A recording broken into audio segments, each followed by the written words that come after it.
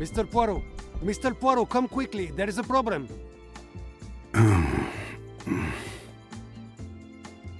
Mr. Poirot, please wake up. What time is it? Please get dressed quickly and meet me in cabin 202 across the passage. Yes, very well. I'm coming.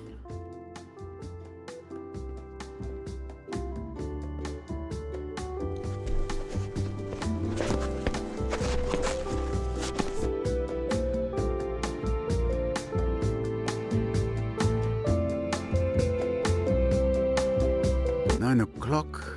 Why have I slept so late? It's not like me at all. Well, let's see what has the captain in such a state. Cabin 202. Sorry, sir. The captain has ordered that no one is... I really don't feel well.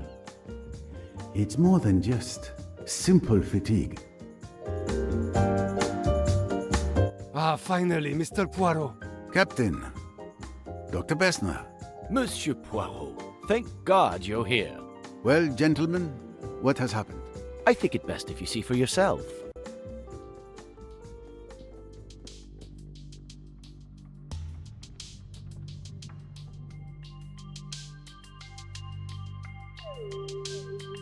Oh no, poor child. Poirot, this is your fault.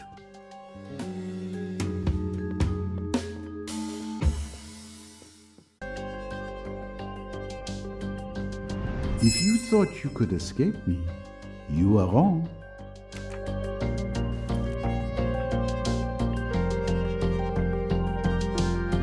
Small caliber bullet fired at very close range, judging by the burn marks. No signs of a struggle or bruising on the body. Obviously, she wasn't wearing her necklace to sleep. There's blood on one of her fingers. The letter J is drawn in blood.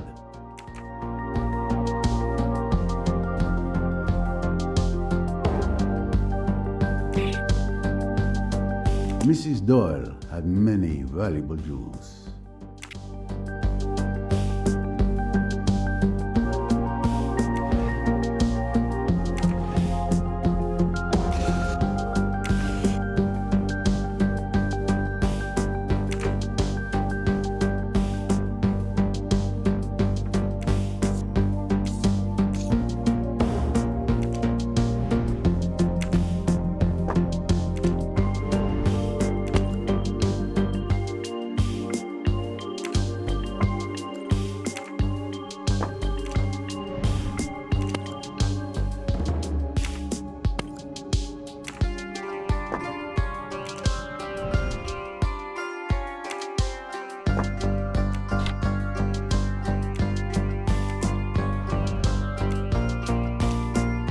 Flexible contact lenses. Madame Doyle was on the cutting edge of ocular technology.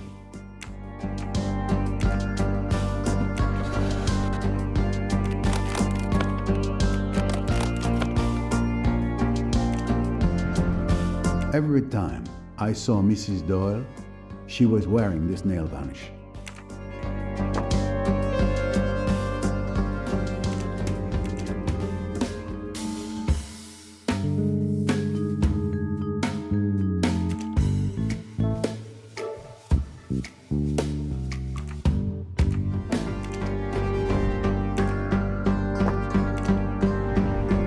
I'll never understand fashion.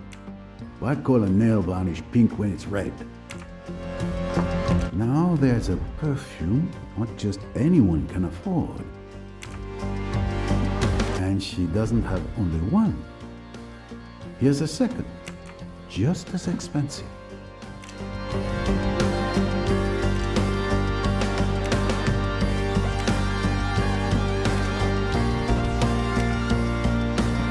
Well, and a third perfume.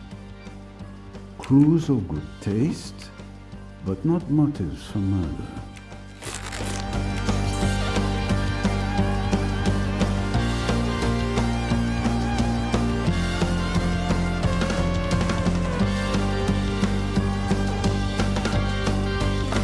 Ah, a case where Mrs. Doyle undoubtedly kept her necklace empty.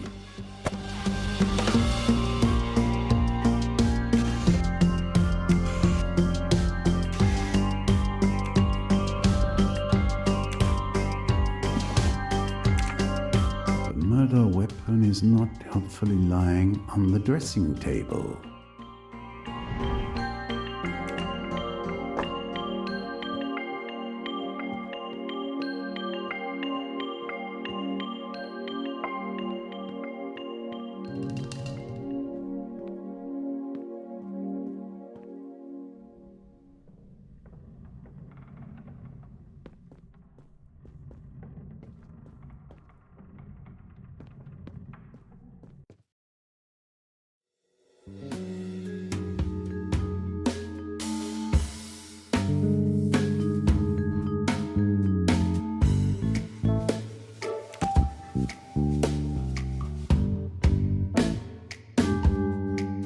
Chapeau.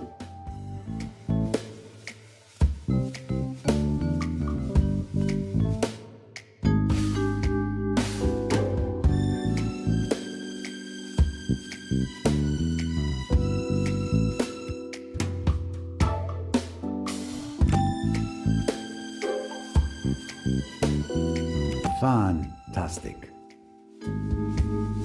It's obvious Mrs. Doyle was asleep when she was killed. So it was impossible for her to write the clue so convenient.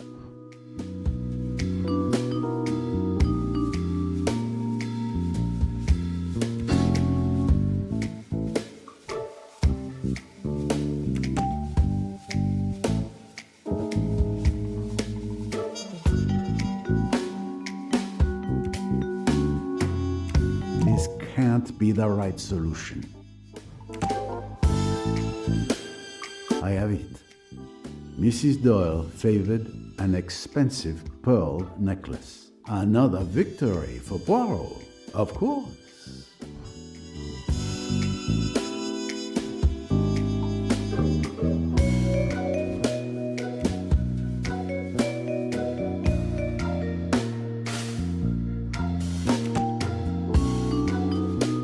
This letter in blood, the blood on Mrs. Doyle's finger, it's obviously meant to appear Mrs. Doyle wrote the letter J. Precisely. Is that applause I hear?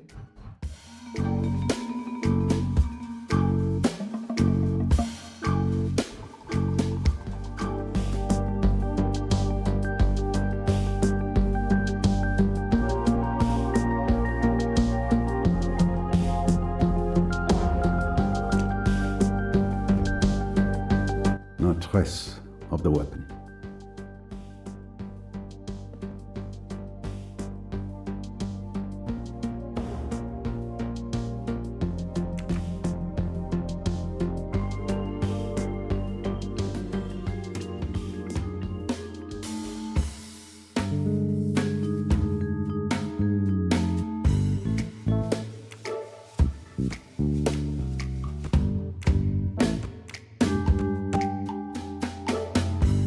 There's no question. Mrs. Doyle was murdered. Who else could have succeeded? I don't think I can learn any more here at present. Time to compare my observations with those of Dr. Bessner.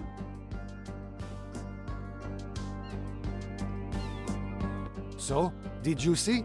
Did you see that poor young woman?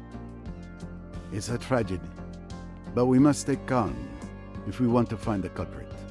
I have a small idea of the situation. Lynette Doyle was killed in her sleep by a firearm placed directly against her temple. I also noticed that her pearl necklace was missing, perhaps taken by the killer, but it's too early to assert that. And the J written in her own blood. Do you think she was trying to identify her killer? Given her animosity, Jacqueline de Belfort would seem like the obvious choice. What do you think? My friend, once the Earth was thought to be flat, that was the obvious choice at the time.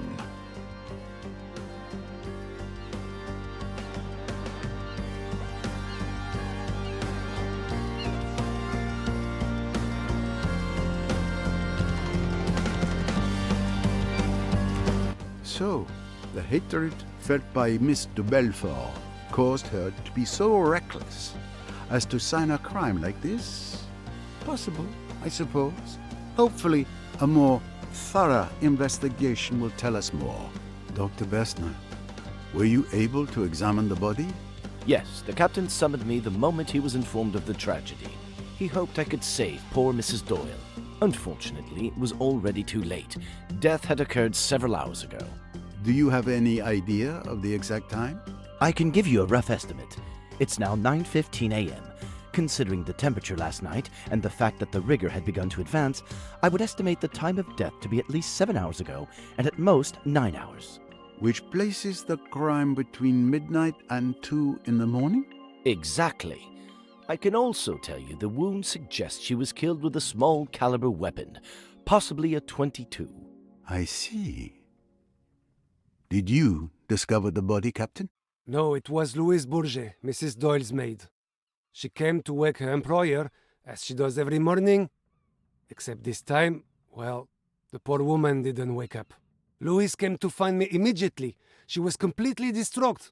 Do you know if she touched anything in this room? She assured me she touched nothing. Neither did I. So that means, most likely, the murderer took the weapon with them.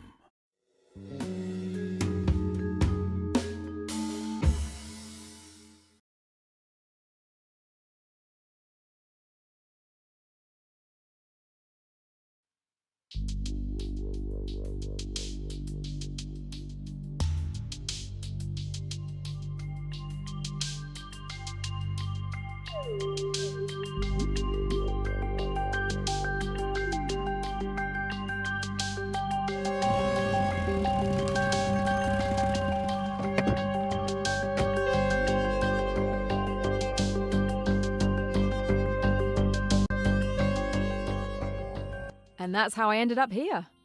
You have been having quite the adventure, mademoiselle. You track a murderer who may be on this boat? The coded message mentioned a killer who would be present on the Karnak from the 21st to the 23rd of February. Those are the dates of this cruise, are they not? That's correct, mademoiselle. Perfect. Then there's still time to stop them before they strike again. Perhaps you could have stopped them if you had arrived a day earlier. What? No! Someone else is dead? Yes. Lynette Doyle was killed last night. A gunshot to the head.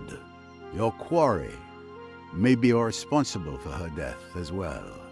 A connection between the two eludes me at present. The prey I'm tracking is a lone wolf. This is awful. The Egyptian police have been contacted concerning Mrs. Doyle.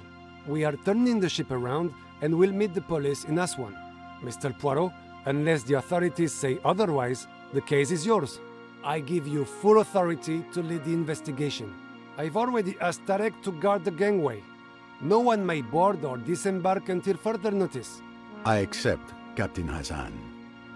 But we cannot leave until I make certain the crime scene, in fact, the entire boat, are fully inspected.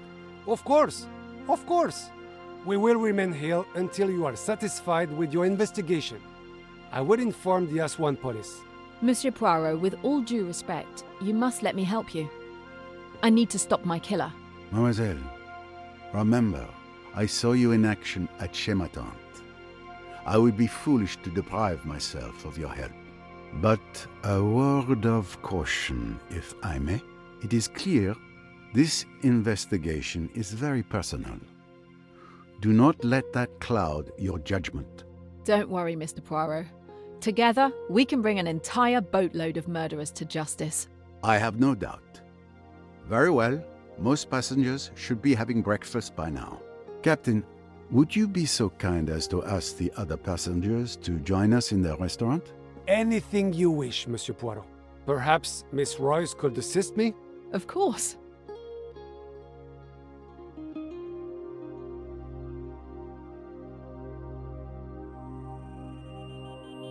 I must go to the restaurant to speak to the passengers. Well hidden, but not good enough for Poirot.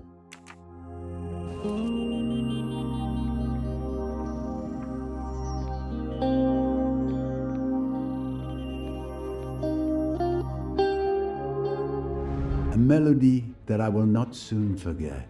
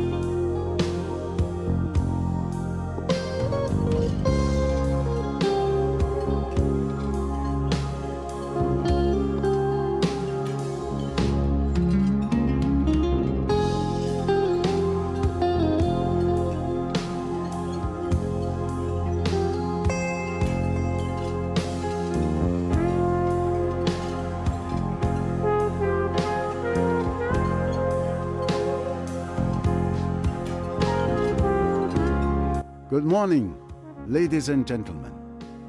I'm sorry to disrupt what promised to be a beautiful day, but I have some terrible news. Lynette Doyle was found dead this morning, murdered in her bed. My God! The poor child. Captain Hassan here has asked me to investigate this murder. I intend to do so with the assistance of Miss Jane Royce, a private detective who has come aboard working on another case. The murder weapon was a .22 caliber revolver. She will be searching each and every one of you for the gun and anything else which might be relevant to this case. I trust you will comply. Do you recognize her? She's the mysterious friend of Mrs. Leach, who showed up at the party in Mallorca and then just left without a word. Thank you, Mr. Poirot. I'm now going to search each of you. Meanwhile, the captain will confiscate your keys and lock your cabins. You will not have access to your cabins until we've concluded our searches.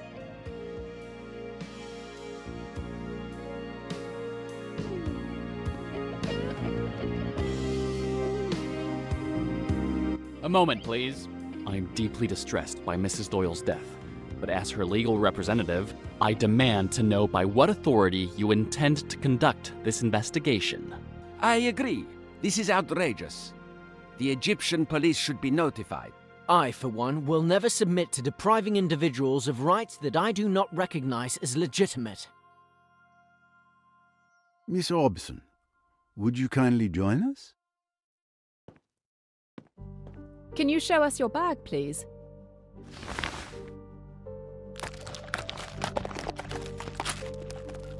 Thank you. Mr. Richetti, if you would, please.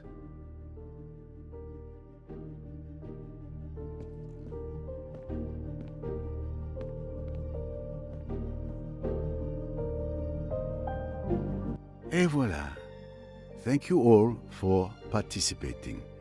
You may expect me to interrogate each of you. Since nothing conclusive was found, you're free to go. But you may not return to your cabins or attempt to leave the boat.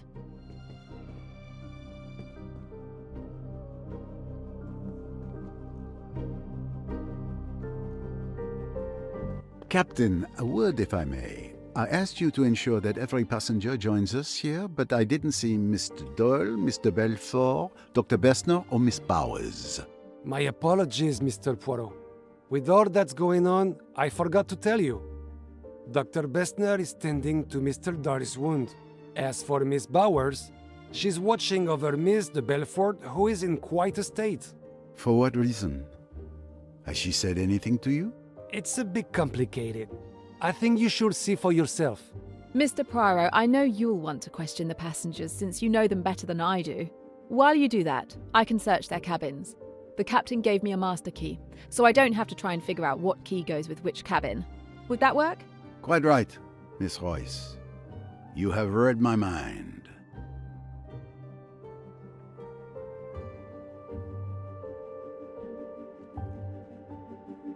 So, Mademoiselle Royce, let's split our resources as we planned. You take responsibility for searching the passengers' cabins. All right. And you conduct your interviews, you do so well.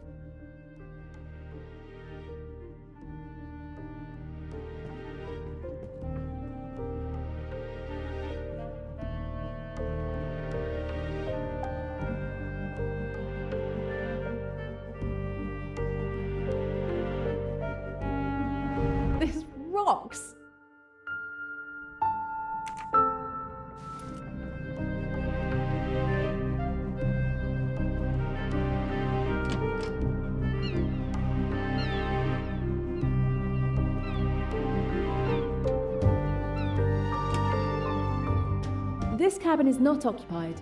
There's nothing of interest here. You would have liked this one, Em.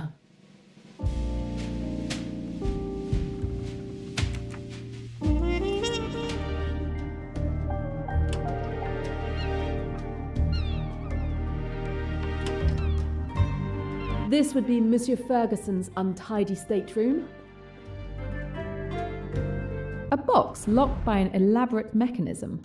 It appears Mr. Ferguson has something to hide.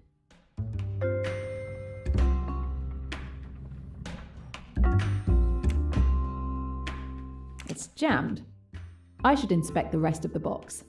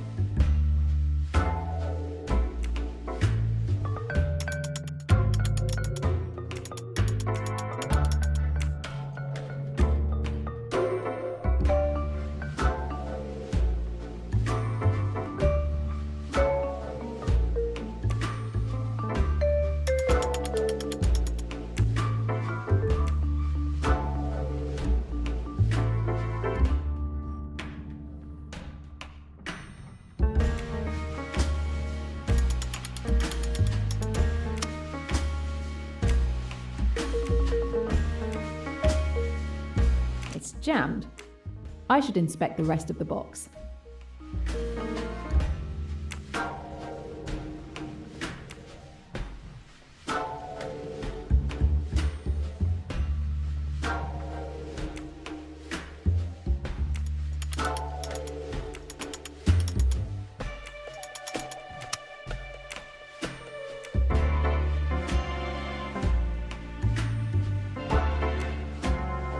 It's jammed.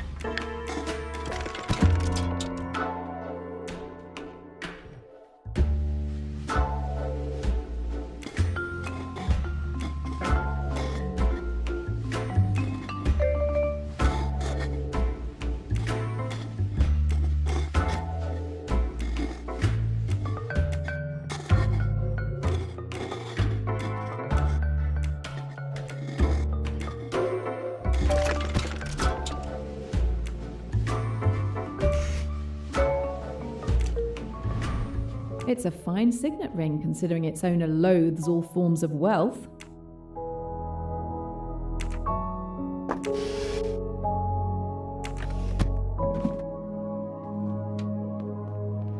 I seem to have gained a moustache.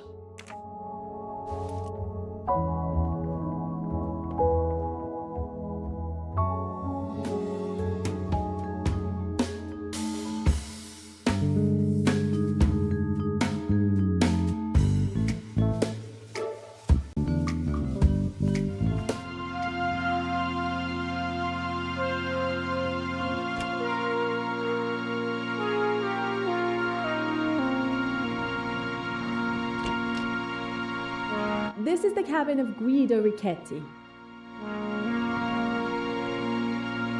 A code. Mr. Richetti doesn't want anyone going through his things.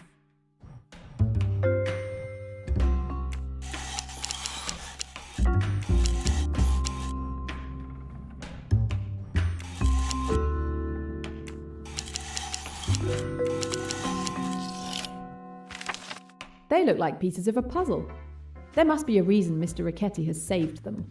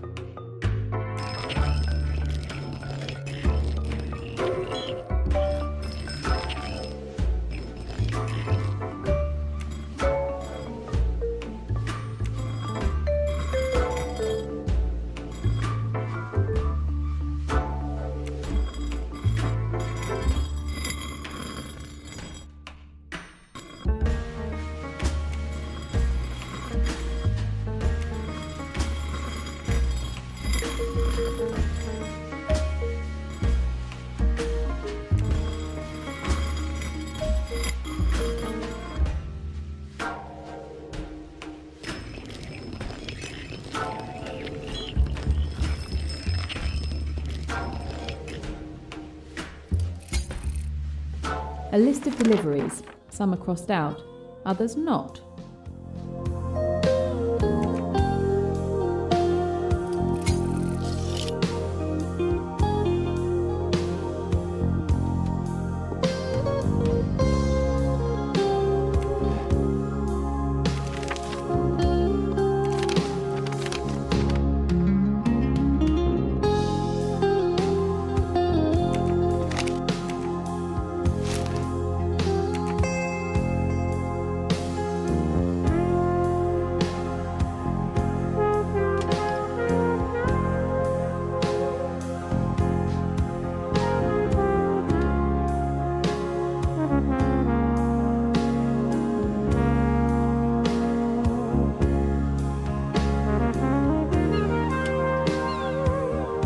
Cornelia Robson is staying here.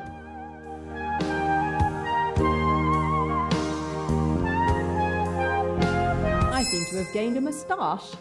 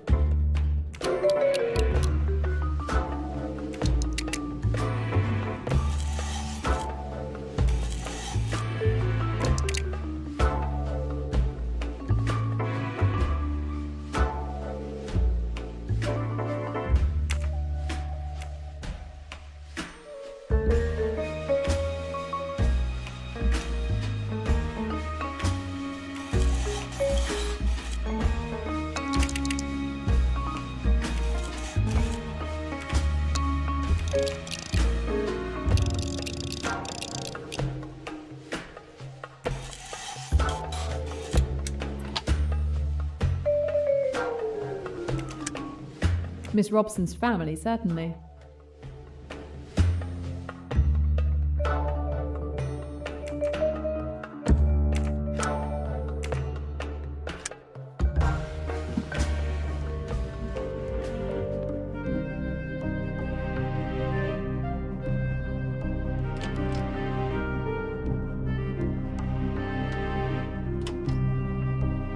This cabin is occupied by Louise Bourget.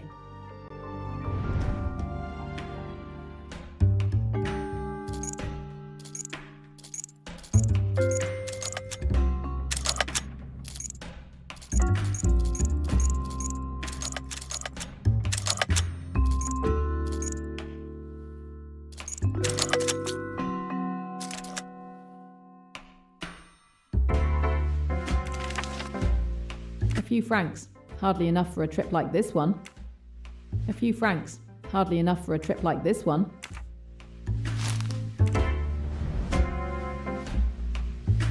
A pair of scissors could be handy.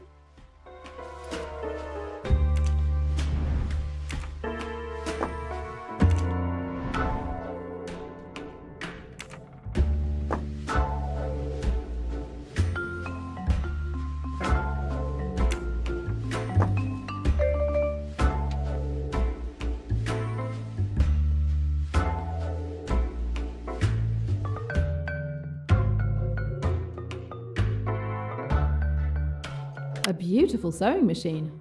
Miss Bourget is lucky. I've never managed to sew anything. Everything's ready. I just need to switch on the sewing machine.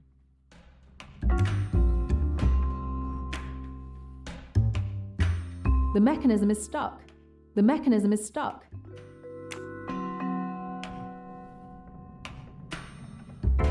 Everything's ready. I just need to switch on the sewing machine.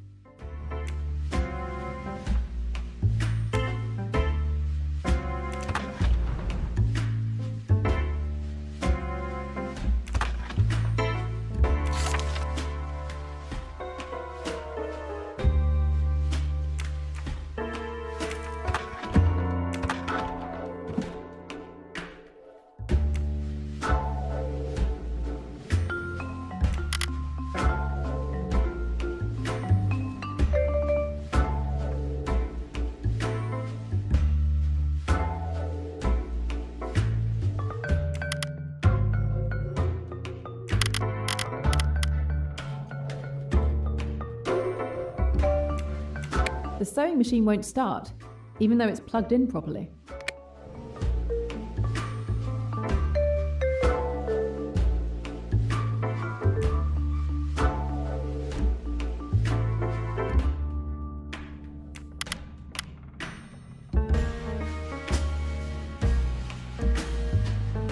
The sewing machine won't start, even though it's plugged in properly.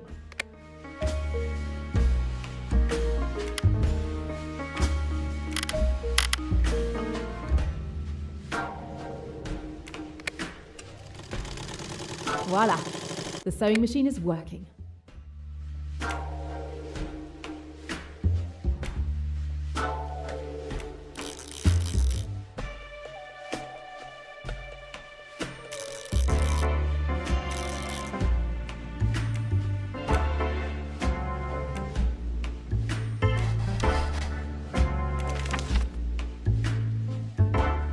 It looks like an estimate of the value of Mrs. Doyle's necklace.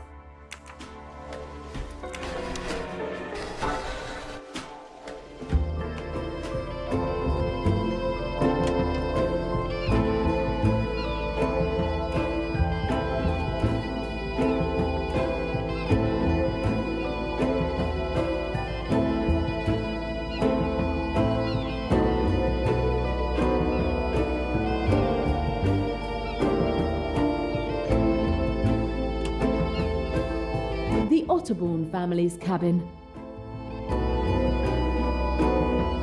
A huge old typewriter. Now I can write.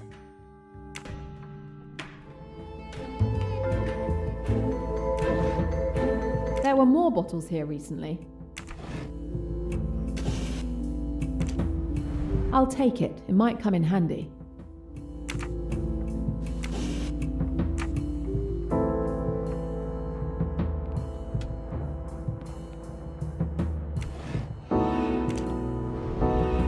Flaming Kiss by Salome Otterborn. Keeping her own book on her bedside table. This Salome seems like quite a character.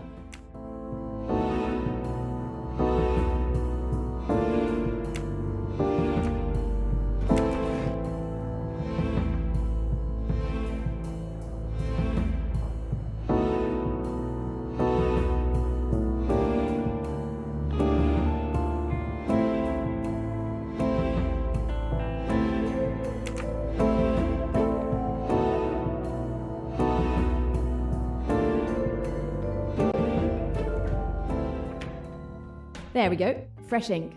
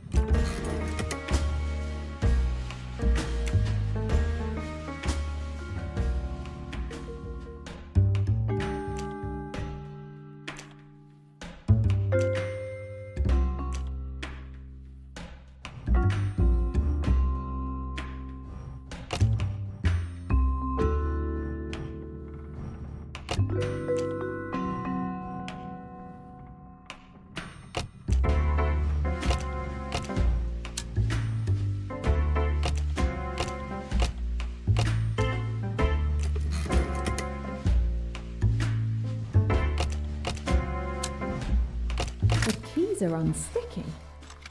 It's almost as if... What have we here? I know some writers are supposed to be heavy drinkers, but I doubt the original manufacturer included a secret stash behind the typewriter's keys.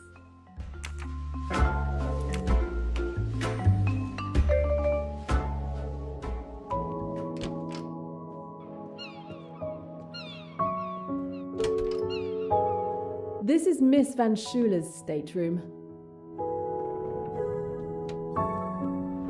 A medallion with an intriguing shape.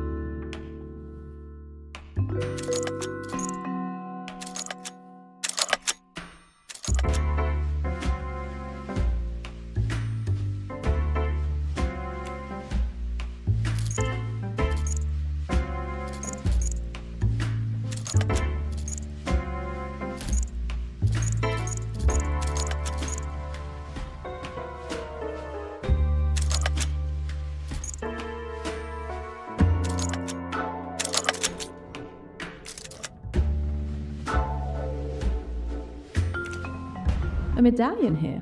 Unusual.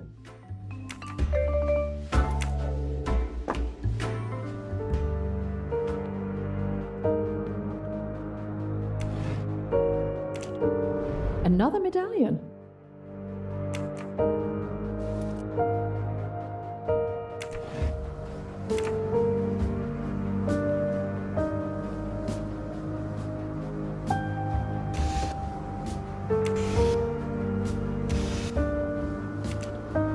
A medallion. Why hide it here?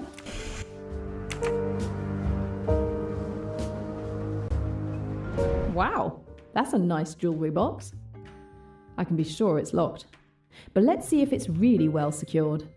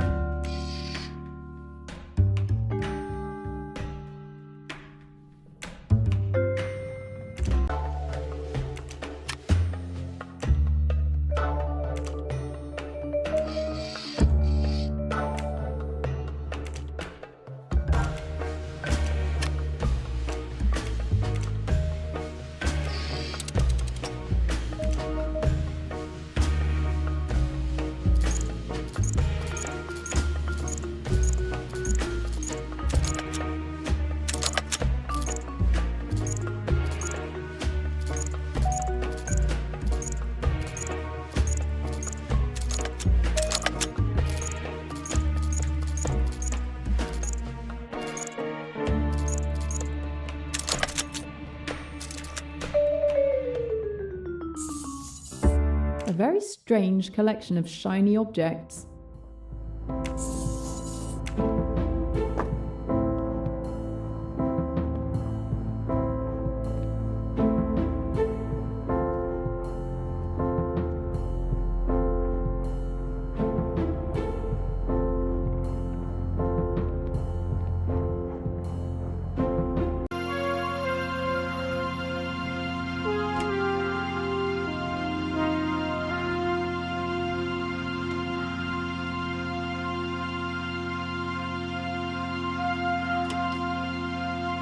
Lynette Doyle.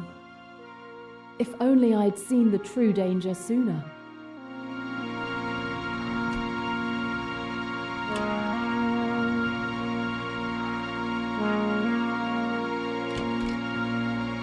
This is Simon Doyle's stateroom. That is one well-protected safe.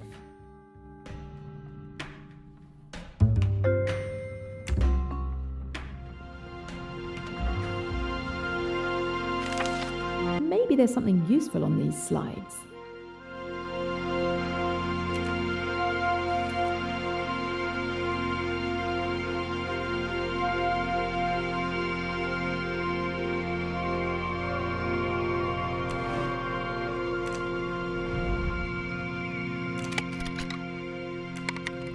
A battery might come in handy.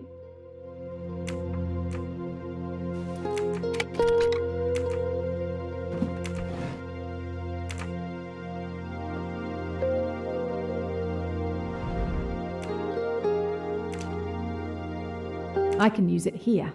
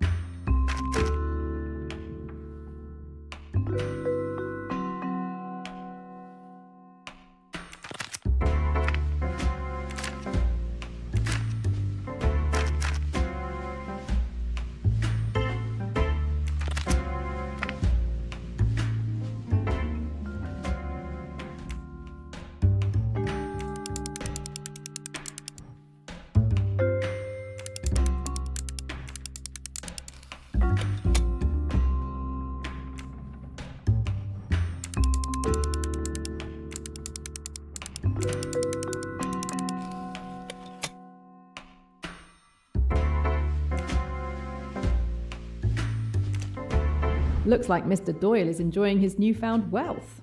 I don't know how much he spent, but it doesn't look like he won much.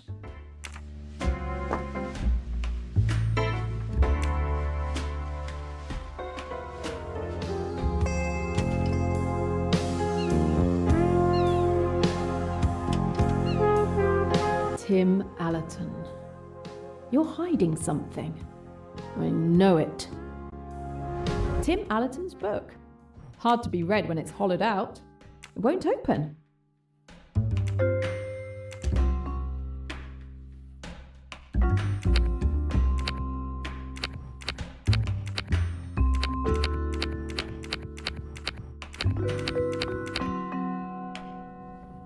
There you go.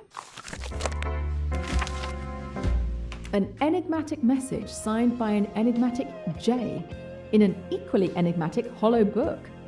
I wonder if the enigmatic Mr. Poirot might have an idea of who this J could be.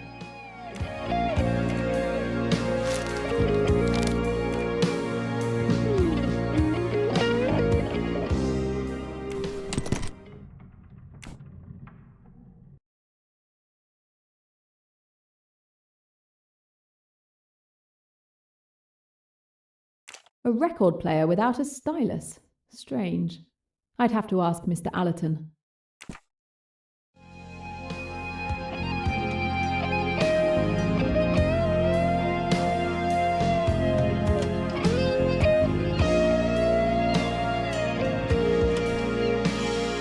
This would be Yamao Hayashi's stateroom.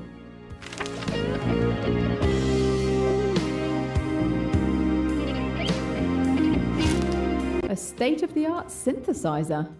I wouldn't have believed that Mr. Hayashi was a musician.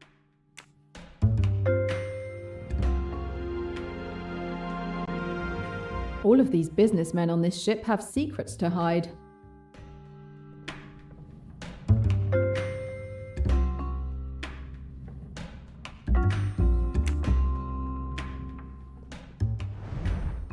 Jazz music, very old-fashioned.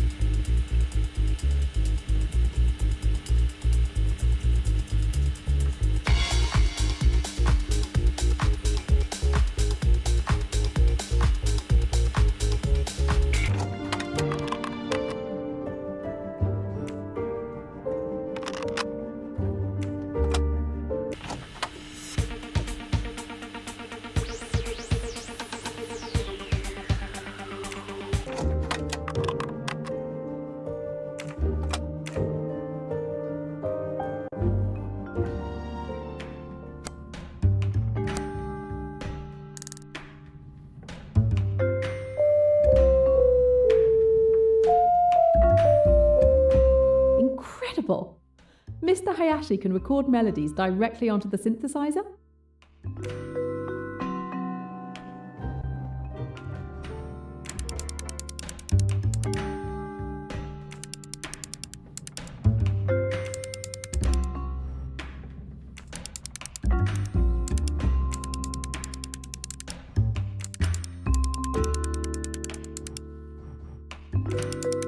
That was it.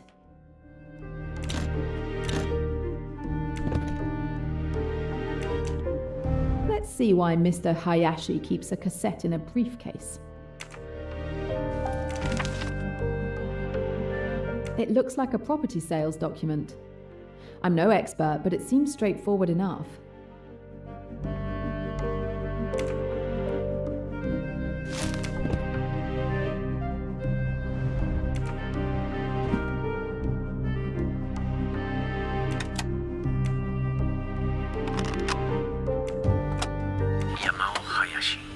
February 19th, 1975, 7:16 p.m. Well, I finally made it to the Doyle's hotel. It wasn't hard to spot them. I also ran into Pennington by chance. I was afraid he might recognize me, but everything is fine. So far, I haven't seen him do anything unusual. He spends some evenings with the Doyles, but it's just what friends on holiday might do. I expect I'll learn more about his intentions once we're all on the Nile. I'll try to record my next report in 2 days.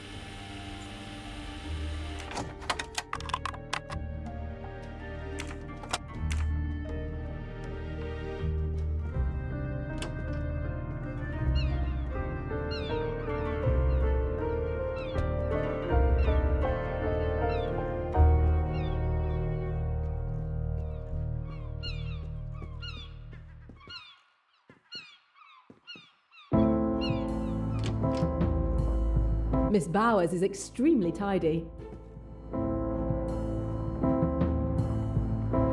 I seem to have gained a moustache.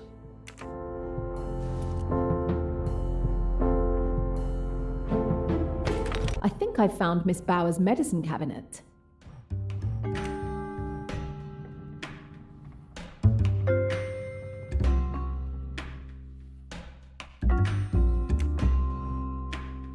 With the current from this battery, I should be able to activate the box mechanism. Then all I have to do is get it to the end of the line.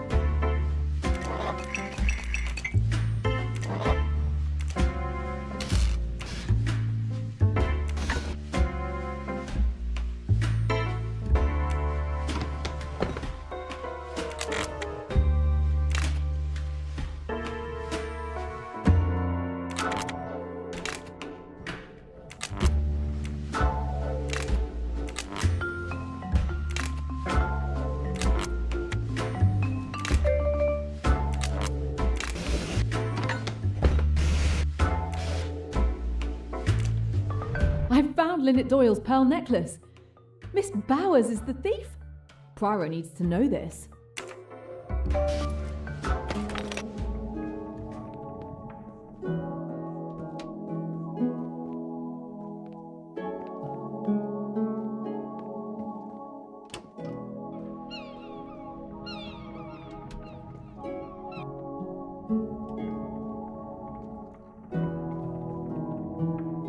I'm sorry, I thought the cabin was empty.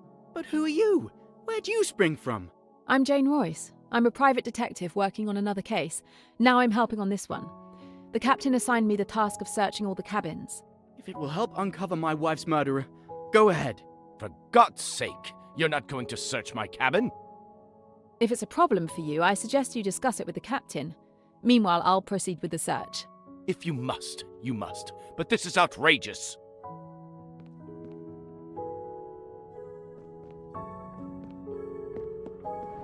Aha!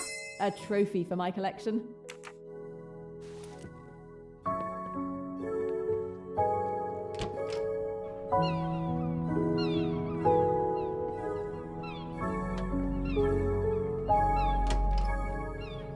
Pennington's stateroom is truly luxurious. This Pennington guy sounds dodgy. I might find something useful in his papers.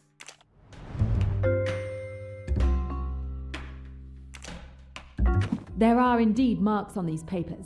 I feel like I might be able to extract some useful information, but for that, I need to find something to reveal them.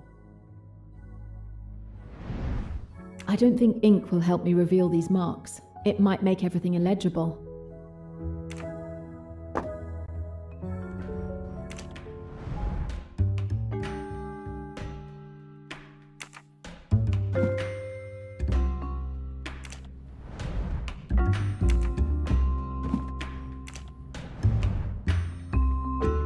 I need a pencil to reveal the marks.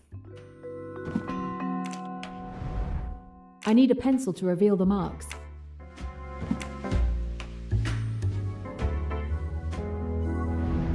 I'm borrowing this, Mr. Pennington.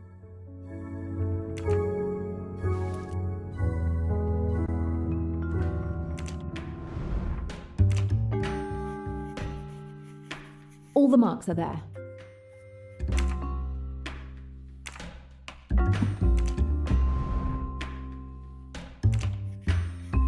All the marks are there.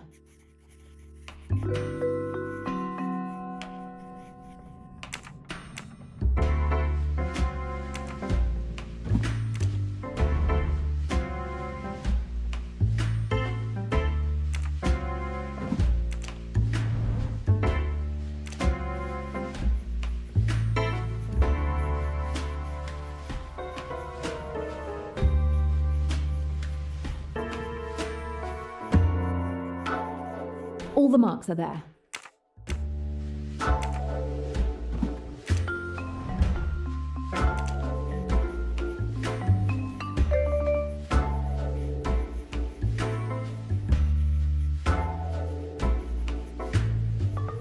There are no marks left.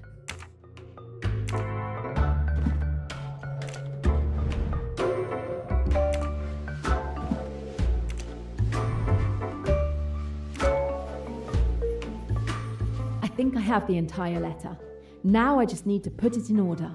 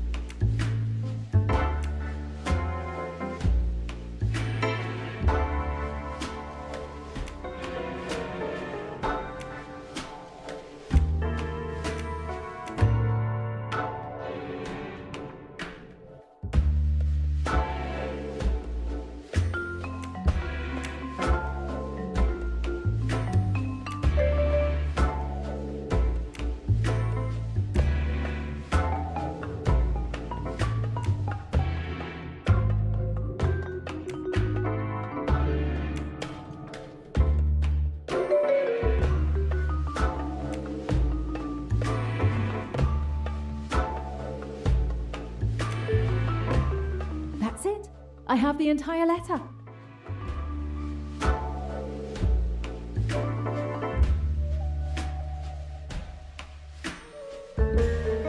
Pennington claims to have run into the Doyles on this boat by pure chance.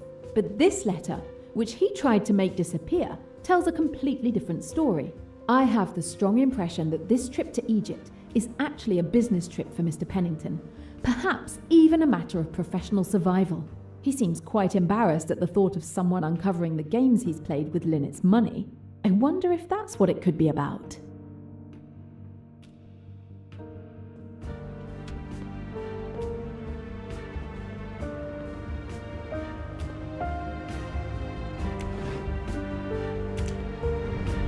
Pennington has a gun. Why would a businessman take a pistol on a quiet cruise? Unfortunately, it can't be the murder weapon. It's a .45, a much higher caliber than the gun that killed Lynette.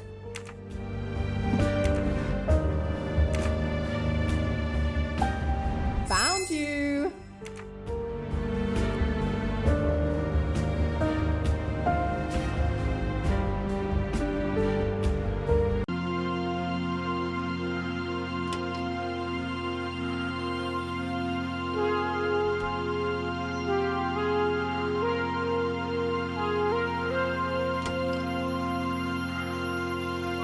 Good morning.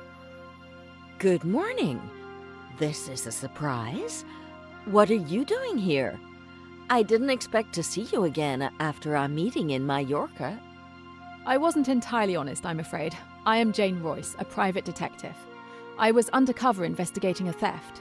Really? How exciting. The captain has tasked me with helping to investigate the murder of Lynette Doyle. Can you tell me your movements of last night? As requested, I was with Miss de Belfort. She was so panicked that I had to give her a sedative. You stayed with her all night? Yes, from midnight until now. Very well, that's straightforward enough. Ladies, I must ask you to step out so that I can search you, as well as this cabin. Excuse me? All passengers and cabins must be searched. You can ask the captain. I was just leaving anyway. It will be a formality. Thank you in advance.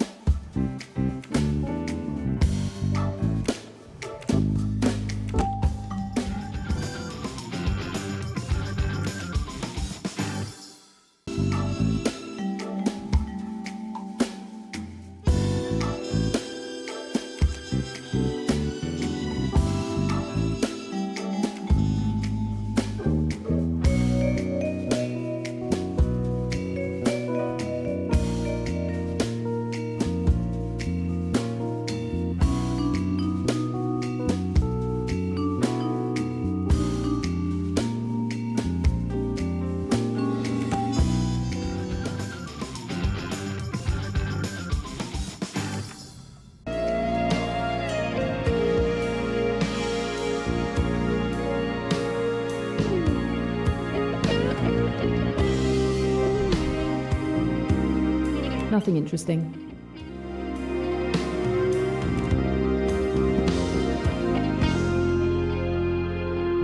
A locked photo album. But why did Mr. Belfour take it on holiday?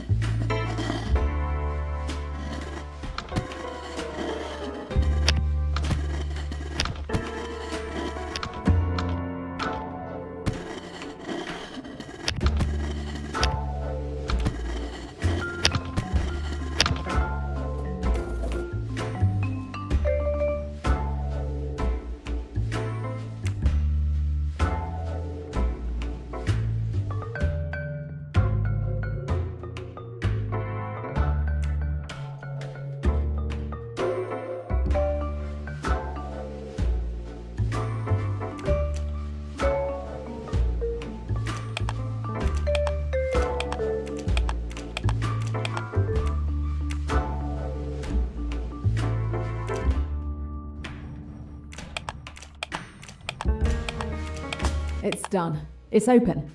I hope she doesn't have to go through all this every time she wants to look at her photos. Oh, they seemed so happy back then. But now? Is hatred all they feel? Simon had proposed to Jackie. Their future seemed bright.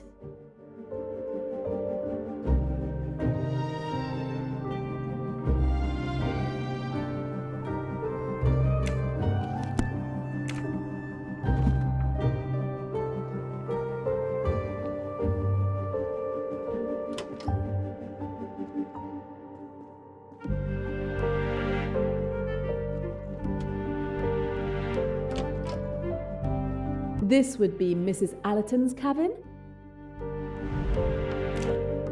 Seeds. Food for the parrot.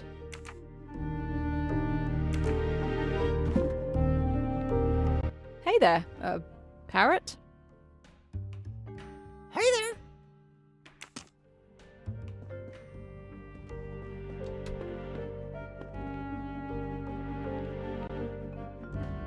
The lock is too small for my instruments. I'll have to find another way to open it.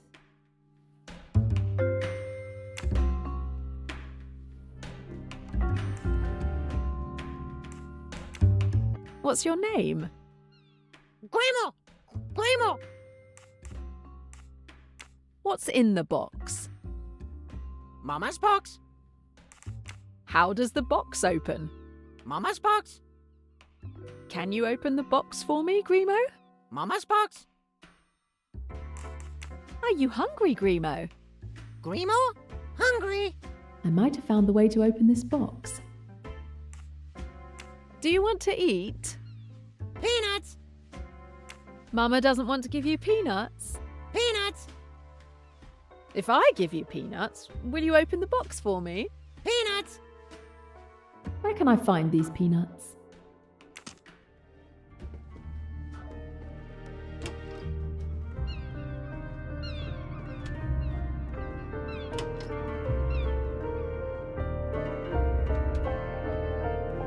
With any luck, Grimo should open Mrs. Allerton's chest for me.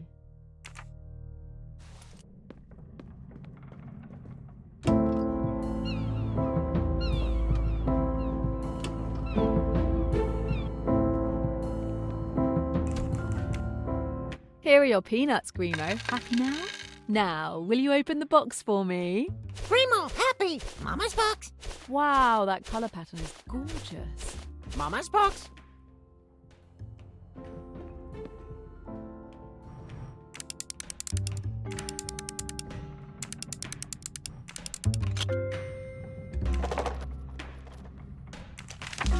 Amanda Bolton, a nasty film critic. Why does Mrs. Allerton keep reviews written by such an odious woman?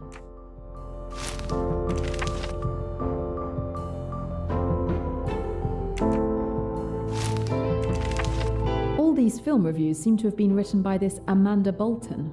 A very critical person, it seems.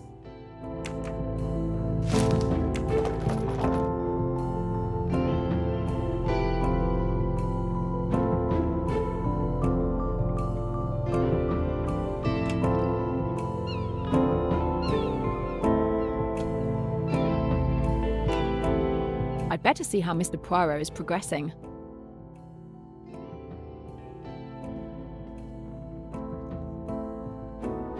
Good day, Mademoiselle Robson. You seem anxious. Do you want to speak with me? Yes, Monsieur Poirot. Tell me of last night, Mademoiselle, if you will, in your own words. Yes. Yes, I will explain everything to you. After you retired for the evening, I went back to the lounge for tea. And then Jacqueline de Belfort arrived. Waiter, a drink, a double gin.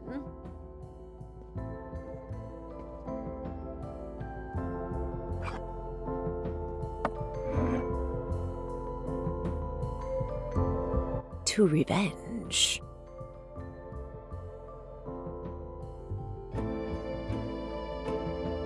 I'm tired. I'm going to bed. Are you coming, darling? I think I'll stay a bit longer. Maybe have one last quick one, read a magazine.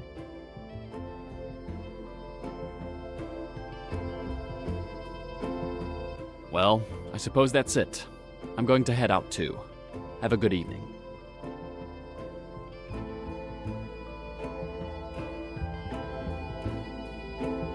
Robson. Cornelia, right? Tell me about yourself. About me? I'm not very interesting. Who are you? Where are you from? I want to know everything. Why are you interested? Why are you avoiding my questions? We girls must stick together. Miss de Belfort kept questioning me for almost an hour. I tried several times to excuse myself, but she would plead with me to stay each time. I lost count of how many drinks she had. There was a strange atmosphere in the room. Miss de Belfort was talking to me, looking at me, and yet it was as if I wasn't really there.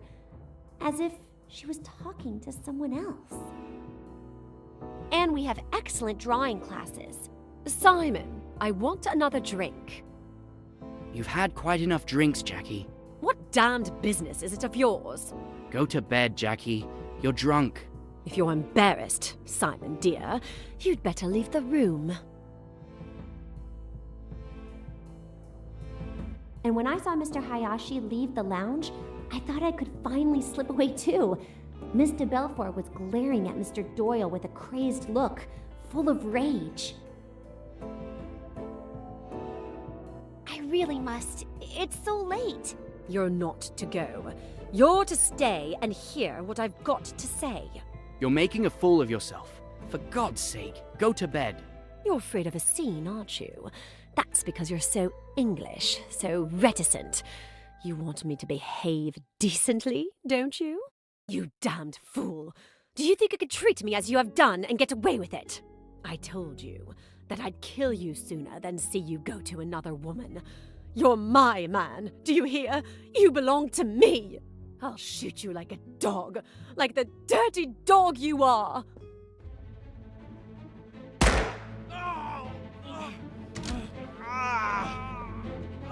Mr. Hayashi! Mr. Hayashi! She shot him!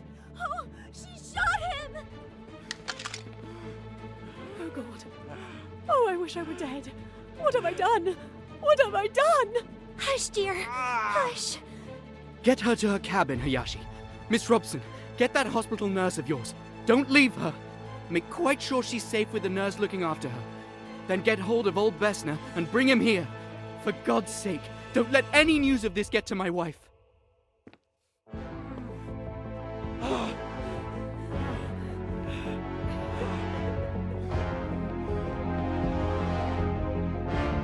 I'll drown myself.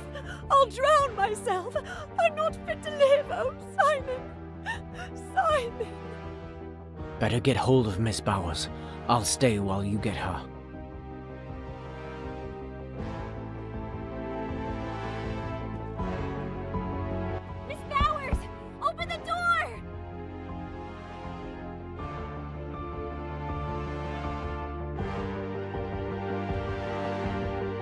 Miss Robson, what's happening? Are you all right? Oh my god! It's Miss de Belfort! She shot Mr. Doyle! She keeps saying she wants to kill herself! We need you! And Mr. Doyle, is he all right? He's in the lounge. He has a bullet wound in his leg. Mr. Hayashi will get Dr. Besner once we've reached Miss de Belfort. If she's left alone, she might harm herself.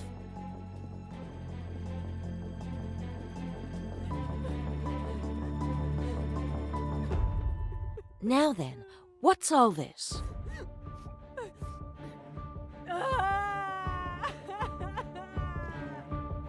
Is there anything I can do to help? Not at the moment. I'll give her a sedative and stay with her all night. Go and help the others with Mr. Doyle. I'm sure they'll need you more.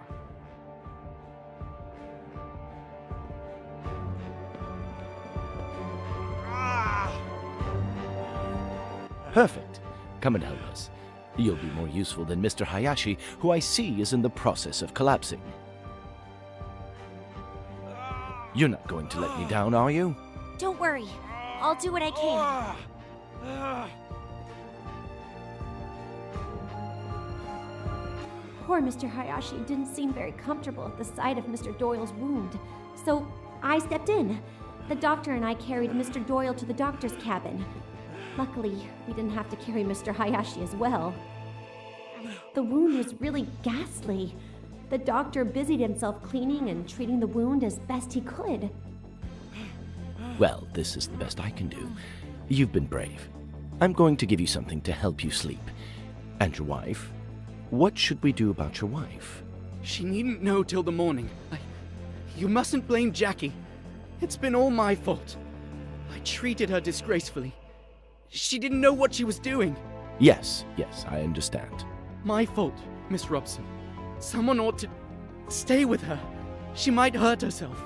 It's all right, Mr. Doyle. Miss Bowers is going to stay with her all night. Mr. Hayashi, the gun. You mustn't leave it lying around. Quite right. I'll go and get hold of it now. I watched the doctor administer a sedative to Mr. Doyle. He seemed immediately more at ease. I'm bothered. I can't find that revolver. What? How is that possible? Did you look everywhere? Of course, I looked everywhere. It dropped out of the girl's hand. She kicked it away and it went under a settee. It isn't under that settee now. But who could have taken it? It's curious, that. But I don't see what we can do about it. Both of you go to bed. I'll watch over him tonight. And thank you. Your help has been invaluable. I did my best. Good luck. Thank you, Doctor.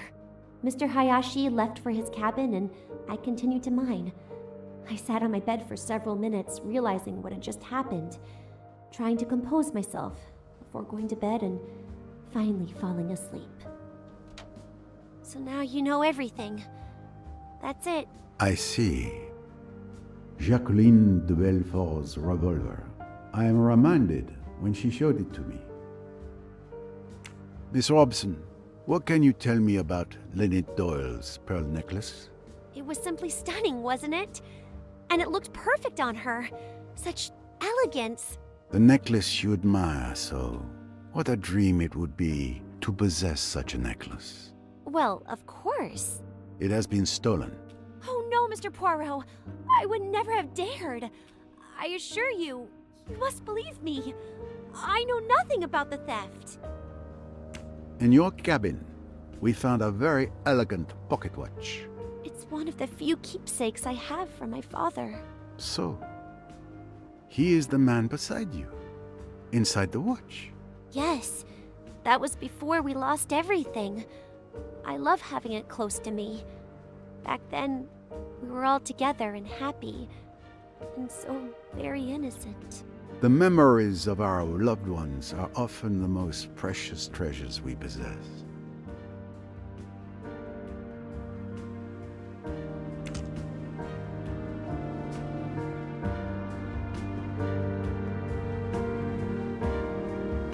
Good day, Samir. Might I disturb you for a moment? Of course, Mr. Poirot. What can I do for you? May I ask what your movements were last night? Of course. I tended the bar until 11:30 p.m. After that, I joined the chef and the captain for our role-playing game session. You look at me strangely, but the scenario is getting very intense. I've been thinking about it all day. My spell book is nearly depleted. We played until around 3 a.m., I think. Goodness, I haven't stayed up that late since I was 17.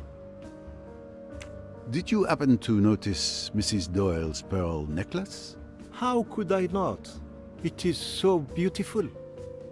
I think it's worth more than anything I could earn in my lifetime.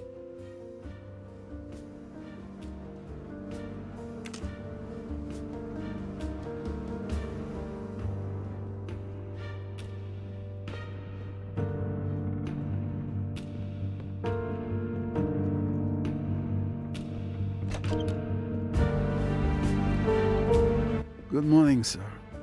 The captain has asked me to investigate last night's tragedy.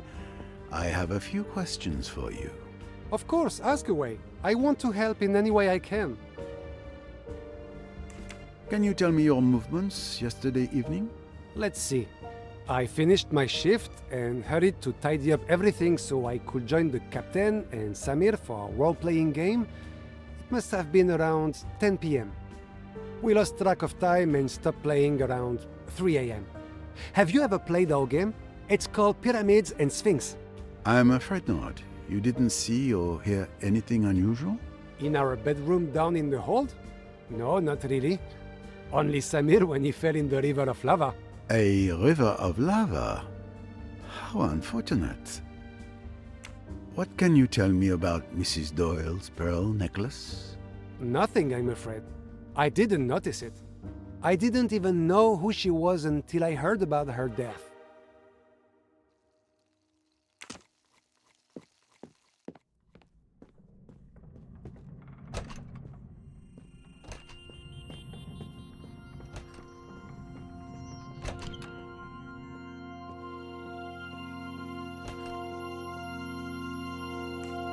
I imagine you had a rather quiet evening. Is this a joke? I'm completely cut off from the world, illegally detained and bored to death. Why'd you ask? I can at least relieve your boredom. What do you mean? Lynette Doyle was murdered last night. Oh, that's terrible. I expect with her looks and all that money, she managed to collect more than a few enemies. But murder? Hey, wait a minute. Light shines. I know what you're thinking, but as you can see, I'm still chained to a pipe in here. Passing the time, counting the canned goods. You know, I've had time to think about what I did the other day. I was in a bad place, drunk, furious, so yes, I acted impulsively. But I swear, I had nothing to do with killing Mrs. Doyle. I'm inclined to believe you, monsieur. I'm telling the truth. I'm sorry she's dead, okay? But I'm not shedding any tears for her. I understand. What can you tell me about Lynette Doyle's pearl necklace? Nothing. Why would I care what that rich kid was wearing? Why indeed?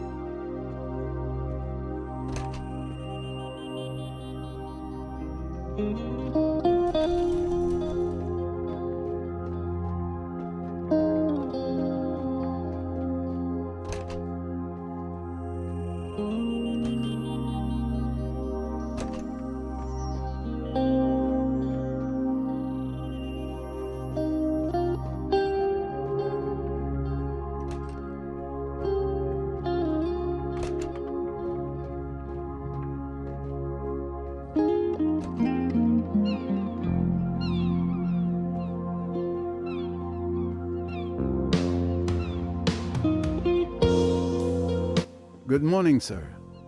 The captain has asked me to investigate last night's tragedy. I'd like to ask you a few questions.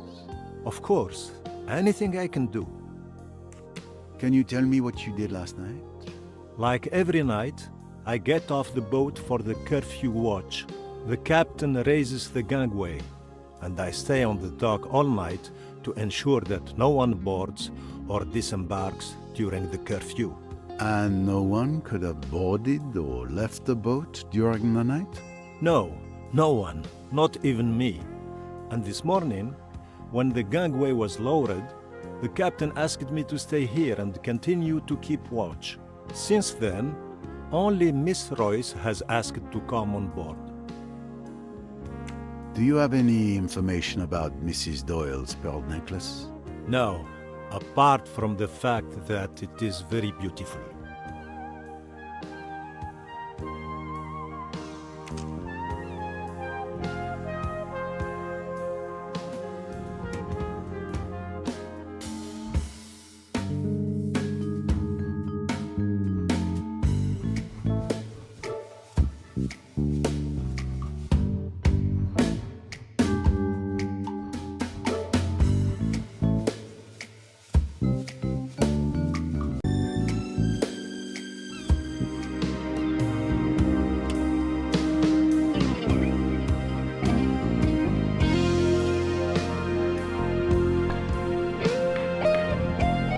Nice shot. But one good shot doesn't make a game. Most certainly, my friend. And the next shot promises to be even more difficult. Excuse me, gentlemen, for interrupting. But would you have a moment to answer a few questions? Of course. Anything I can do to help. Right now? Can't we at least finish our game? I could insist, monsieur.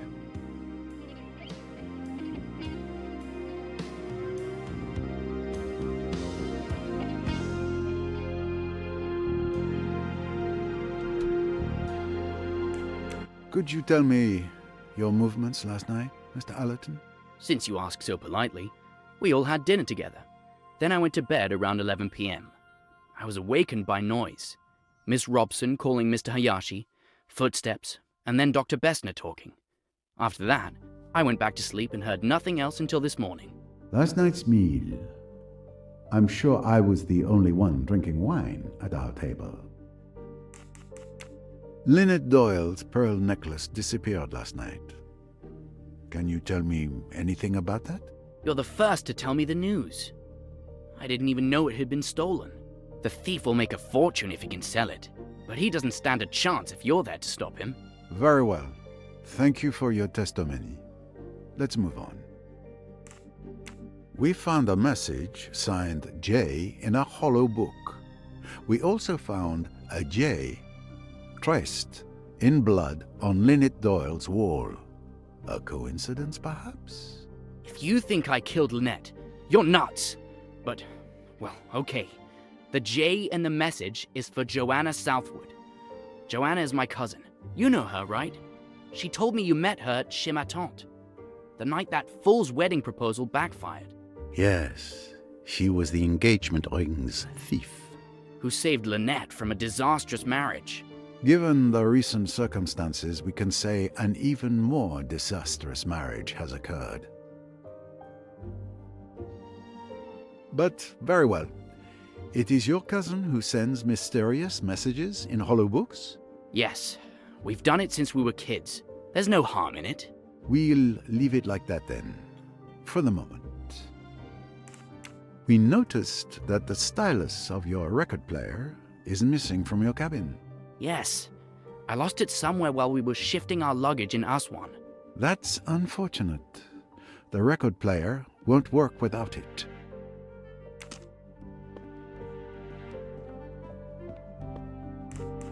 Could you please tell me your movements last night? The evening started innocently enough. We were playing cards. I spent the early part of the evening playing bridge with the Doyles and Mr. Pennington. Waiter, a drink, a double gin. Simon, are you playing or what? Sorry.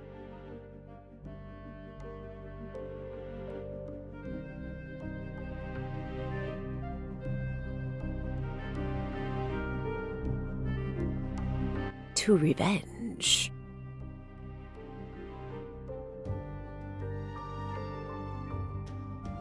I'm tired. I'm going to bed. Are you coming, darling? I think I'll stay a bit longer. Maybe have one last quick one, read a magazine.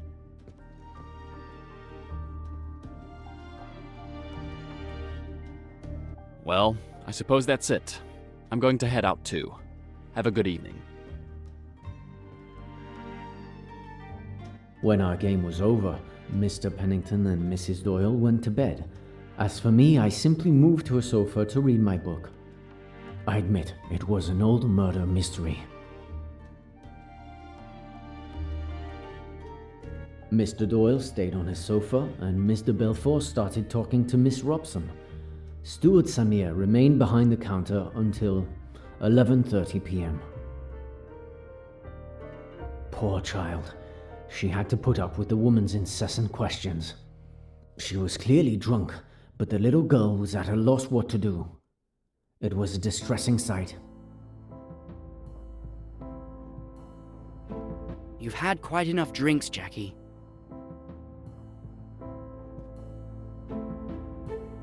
When the argument started to escalate, I seized the opportunity to discreetly slip away.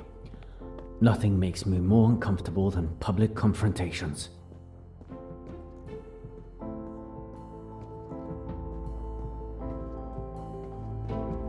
I paused for a moment, leaning on the railing of the deck.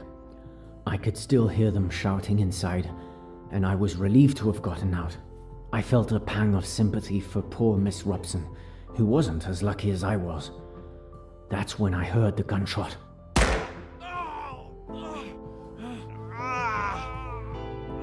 Mr. Hayashi! Mr. Hayashi!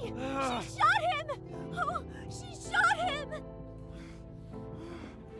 Oh, God. Oh, I wish I were dead. What have I done? What have I done? Hush, dear. Hush. Get her to her cabin, Hayashi. Miss Robson, get that hospital nurse of yours. Don't leave her. Make quite sure she's safe with the nurse looking after her. Then get hold of old Bessner and bring him here.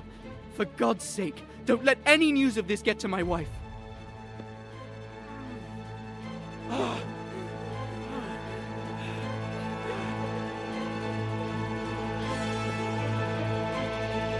I'll drown myself. I'll drown myself. I'm not fit to live. Oh, Simon.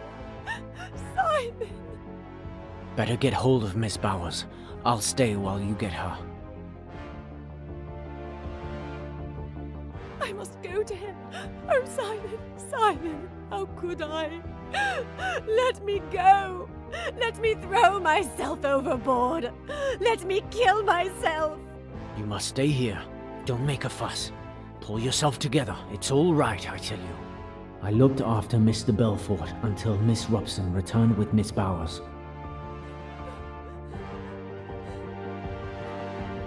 Now then, what's all this? As Miss Bowers seemed to have the situation well in hand, I rushed off to wake Dr. Bessner. Dr. Bessner! Who's that? Stop making such a racket. It's Doyle. He's been shot. Mr. Belfort shot him. He's in the salon. Can you come? Let's see. It's not pretty, but it could be much worse. The bone is fractured, and there's considerable blood loss. Mr. Hayashi, help me carry him to my cabin.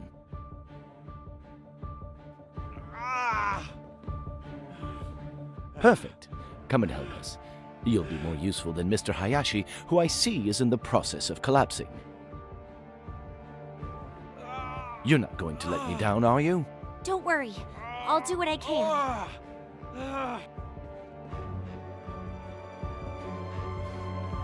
I confess, I've never been very comfortable with blood, so I mostly helped to clear the procession way to the doctor's cabin. I was surprised and pleased by young Miss Robson's mental strength and composure. It was as if she had been waiting for this moment to bloom. I stayed near the door to get some fresh air while the doctor attended to Mr. Doyle. The groans he made, it was terrible. Well, this is the best I can do. You've been brave. I'm going to give you something to help you sleep. And your wife? What should we do about your wife? She needn't know till the morning. You mustn't blame Jackie. It's been all my fault. I treated her disgracefully. She didn't know what she was doing. Yes, I understand. My fault, Miss Robson. Someone ought to stay with her. She might hurt herself. It's all right, Mr. Doyle. Miss Bowers is going to stay with her all night. Mr. Hayashi, the gun. You mustn't leave it lying around. Quite right. I'll go and get hold of it now. I searched the entire lounge for a good 10 minutes, but I couldn't find that damn revolver anywhere. It had completely vanished.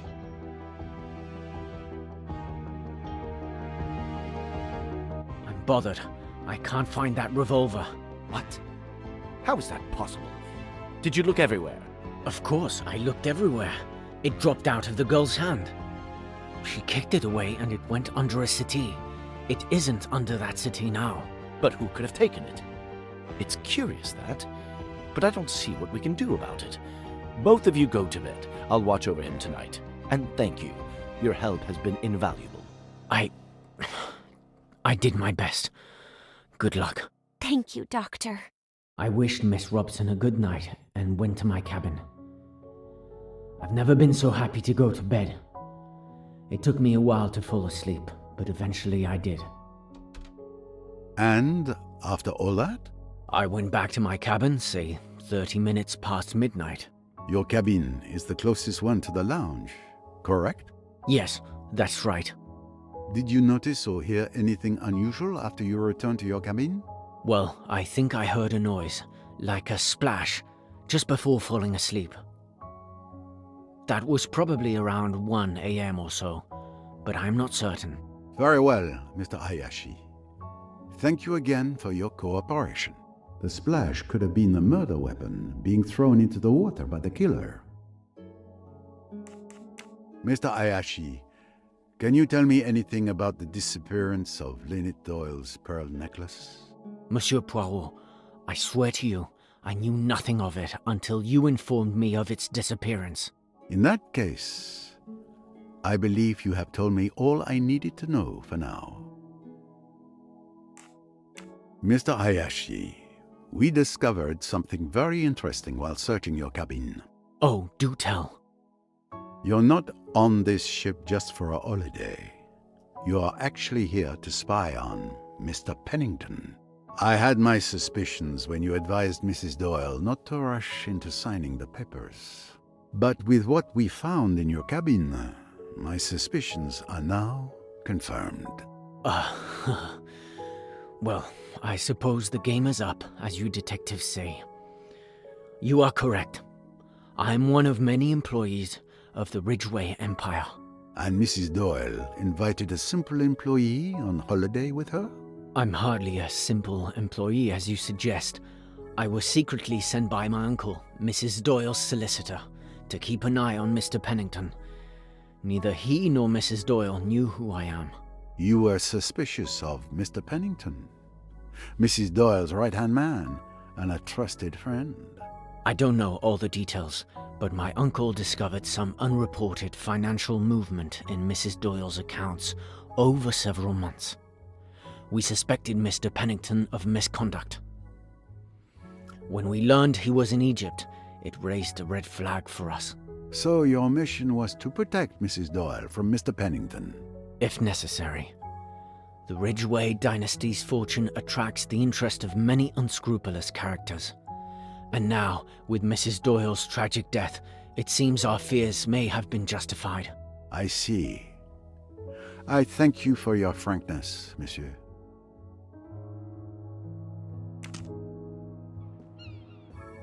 Miss Royce, I was looking for you. I was looking for you too, Mr. Poirot. Time to share information? The murder weapon is not at the scene of the crime or in Mr. Belfort's cabin. Why would the murderer get rid of the weapon? It would make more sense to use it to incriminate her.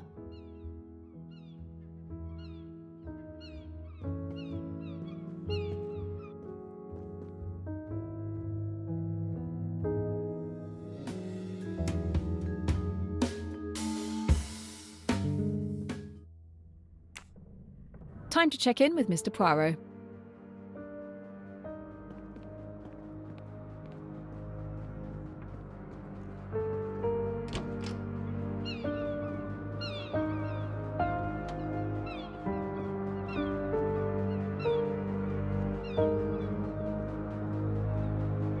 We've been on this boat for 2 days, and I believe we haven't had a chance to really talk yet.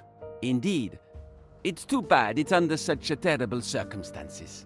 I would have much preferred to talk to you about my archaeological discovery yesterday. I'm sure it would have fascinated you. Could you tell me your movements last night? Of course. Time for the interrogation. Let's see. After dinner, I read on the deck. I went to bed around 10 p.m. and woke up around 8 a.m. this morning. Nothing out of the ordinary, I'm afraid. And you didn't see or hear anything? Now that you mention it, I was awakened in the middle of the night by a loud splash, as if someone had thrown a stone into the water. Do you remember what time it was? Did you go to investigate? It was after midnight, I think. And no, I stayed in bed. Lynette Doyle's pearl necklace has gone missing. Do you know anything about it? I am not an expert, but I can tell you that pearls of that size are extremely rare. The necklace must be worth a small fortune. I wouldn't be surprised if it was stolen, and possibly the motive for the murder. It is certainly a possibility.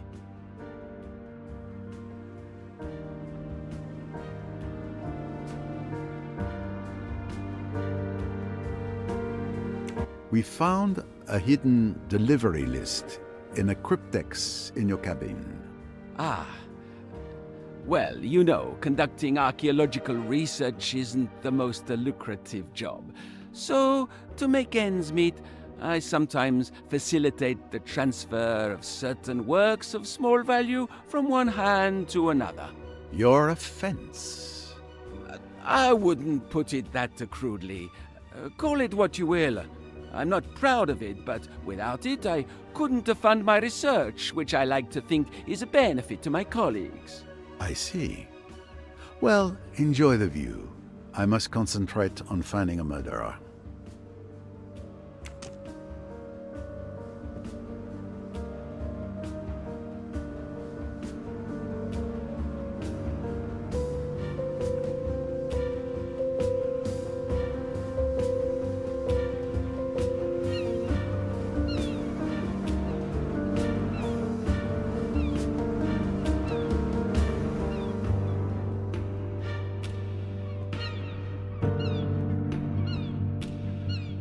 May I ask you a few questions about the death of Lynette Doyle?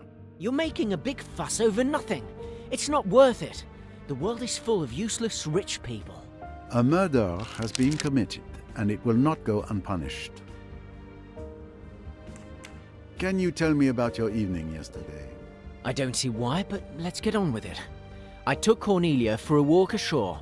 We returned around 10 p.m., just before they lifted the gangway back onto the boat. I lingered on deck alone for a while, and then went back to my cabin a little before midnight. Did you hear anything that night? I think I heard something like a cork popping. I can't remember when, but there were still people around because I heard a commotion, people running on the upper deck. And nothing else? Ah, yes. I think I heard a splash, but I don't remember when. And you didn't leave your cabin during the night? No, too bad. I didn't get to take part in the excitement. Come now, Mr. Ferguson. Don't be childish. What can you tell me about Lynette Doyle's pearl necklace? It symbolizes the decadence of Western materialistic society, which Lynette Doyle epitomized to perfection. Like her, our society is of course destined to crumble. That's a certainty. I've often noticed that those who espouse your philosophy, if it can be called a philosophy, are often the very people who benefit the most from it. We found a signet ring with a peculiar coat of arms in your cabin. I'm sure I've seen it somewhere before, but I can't quite place it. Perhaps you could enlighten me? I have no idea because it's just a keepsake. Just a trinket I brought back from a trip. Nothing significant. Yet, it was well hidden.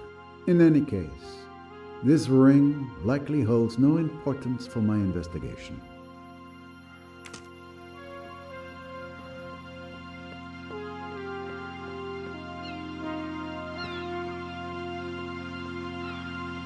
Mrs. Allerton, always a pleasure. Pleasure shared, despite the dramatic circumstances. I would like to question you regarding the murder of Lynette Doyle, madame. That poor child. I'm so glad you're here. I'm sure you will find out who did it. That is my intention. I'm sorry to have to ask, but I must get a clear picture of everyone's movements last night. Can you tell me yours? Please don't apologize for doing your job. It's simple. Tim and I had dinner together, and then I went to bed around 10:30 p.m. and slept as well as usual. Nothing particular to report? Now that you ask, it was probably nothing, but I heard a splash. It must have been around 1 a.m. It may have been a dream, but I came fully awake. I listened carefully, but heard nothing more. Then I drifted off again. Thank you, madame. Your testimony is very important. What can you tell me about Lynette Doyle's pearl necklace? It's really very beautiful, isn't it? It was stolen last night. Oh, poor child. To be robbed and murdered on the same night. What kind of world are we living in? A very dangerous one, it would seem. Thank you, madame. Mrs. Allerton, we found something in your cabin. Newspaper clippings written by someone named Amanda Bolton, a film critic known for being one of the most outspoken in the industry. Can you tell me why you saved these particular clippings? Cinema and I have a long history, Monsieur Poirot. From a very young age, I was captivated by this fantastic art form. I've seen it grow, evolve from its beginnings to today. It's remarkable how it's changed over the years. This passion made me very demanding, and I simply wanted to express my opinion, so I wrote about it. It was a hobby, but it turns out people enjoy it. Are you saying that? Yes, I don't publicize the fact, but I am Amanda Bolton. Well, well, I have read some of your reviews. I respect your passion. And the pseudonym? A pseudonym is helpful. This way I don't need to censor myself in my reviews, and I can avoid debates with temperamental directors. You understand, some of them are friends. Ah, I understand, madame. A wise practice for the freedom it gives you. I myself resort to such little deceptions in my investigations. I look forward to Amanda Bolton's next review. Thank you, Monsieur Poirot.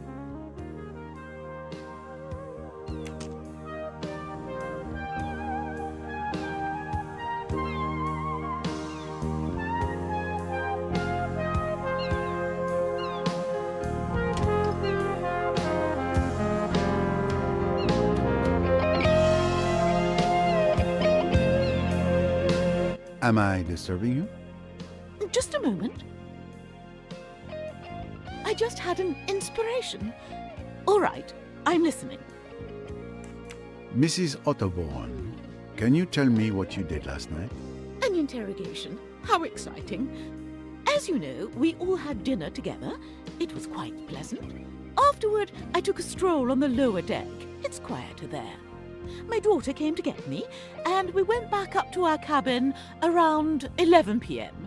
I slept like a log. Must be the Nile air. Lynette Doyle's pearl necklace has gone missing. A theft and a murder. The plot thickens. A crime of passion. Murder? A primitive instinct. That Jacqueline, with her passionate temperament, obeying the deepest urges of her being, sneaking through the shadows. I see the crime has touched you deeply. Mrs. Otterborn, my associate found what was hidden in your typewriter. Your little secret. Oh, I don't know what you're talking about. And besides, find me a person on this boat who doesn't have a little secret to hide.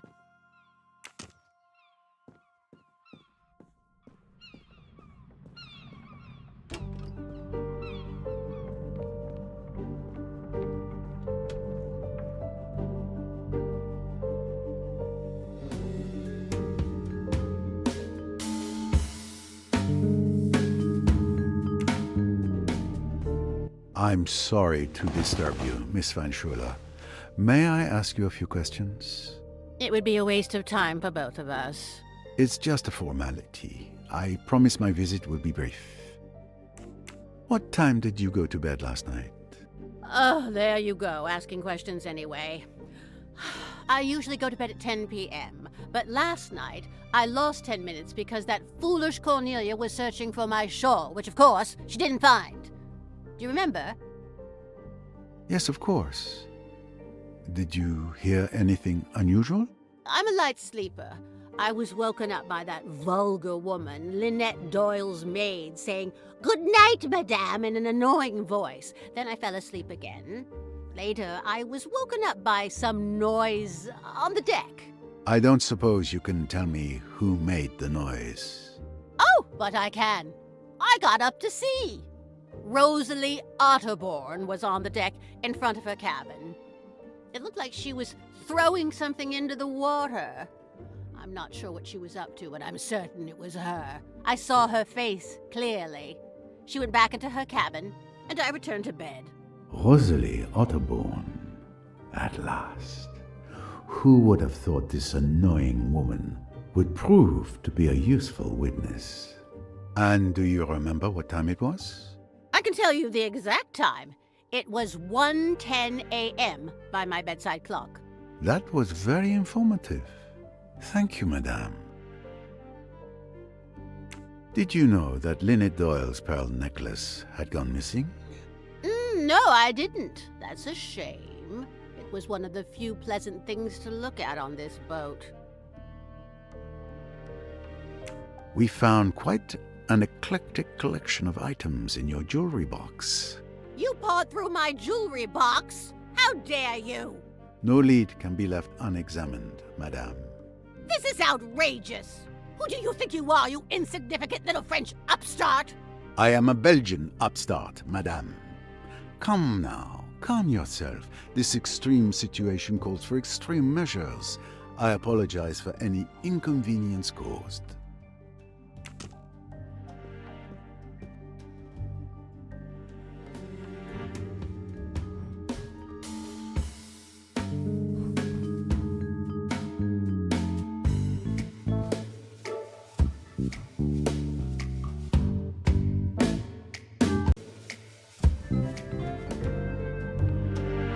Mr. Pennington.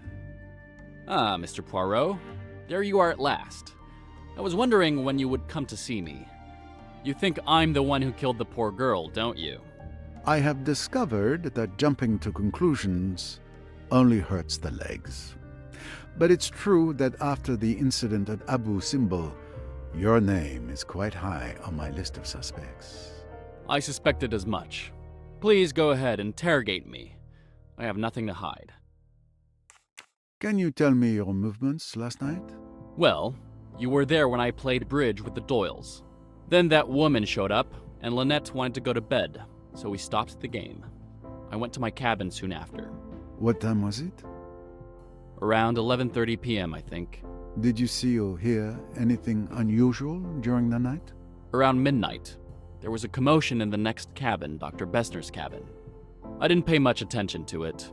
I drifted off again, slept till morning. Nothing else? That's all I have to say. You're wasting your time with me. You should look into that girl, the one who's half French, Jacqueline de Belfort. There's something suspicious about her. Rest assured, I won't overlook anyone. You were close to Mrs. Doyle. What can you tell me about her pearl necklace? A very beautiful piece, worth a small fortune. Because of its value, it was quite tricky to insure. That's all I can tell you. And were you aware that it went missing last night? Ah, you see? I was right to have it insured. Your cabin was searched. We found a note clearly indicating that you used Mrs. Doyle's money, formerly Miss Ridgway, for dubious investments. Nonsense. I merely borrowed the money, as is my prerogative, and unfortunately the investments went awry. All I wanted was to help Lynette diversify her portfolio, but I felt guilty enough. I fully intended to recoup her losses, but such a sum isn't easily gathered at the snap of a finger. Her death suits you then. You no longer need to repay anything, and Mr. Doyle being far easier to swindle than his late wife. Careful, sir. Don't poke your mustache where it doesn't belong. Lynette was like part of my family. I swore to her father on his deathbed that I would look after her. How dare you insinuate that I would take advantage of the death of someone so dear to my heart? I make no apologies. I'm simply following wherever my mustache leads me.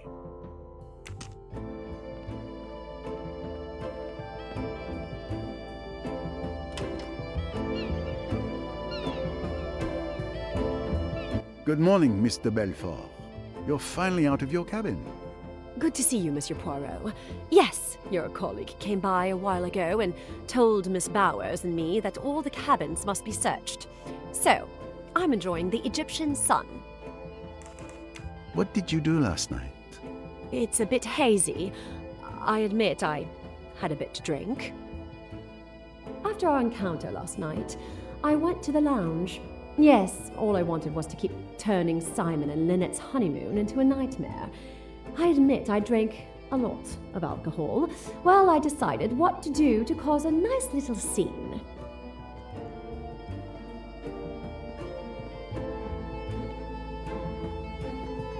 Waiter, a drink, a double gin.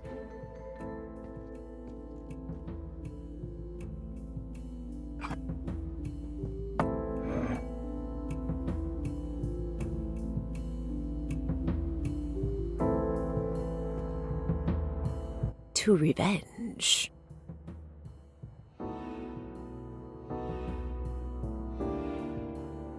I'm tired. I'm going to bed. Are you coming, darling? I think I'll stay a bit longer. Maybe have one last quick one, read a magazine.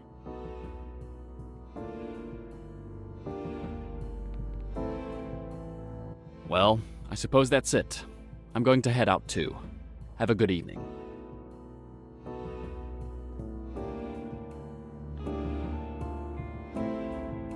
Robson. Cornelia, right? Tell me about yourself. About me? I'm not very interesting. Who are you? Where are you from? I want to know everything. Why are you interested? Why are you avoiding my questions? We girls must stick together. I kept questioning Miss Robson about her tiny, boring life, doing everything I could to make her stay. I absolutely wanted to make Simon uncomfortable, but he remained impassive, pretending I didn't exist. I was seething inside, and with the help of alcohol, I finally lashed out. And we have excellent drawing classes. Simon, I want another drink. You've had quite enough drinks, Jackie. What damned business is it of yours? Go to bed, Jackie. You're drunk. If you're embarrassed, Simon dear, you'd better leave the room.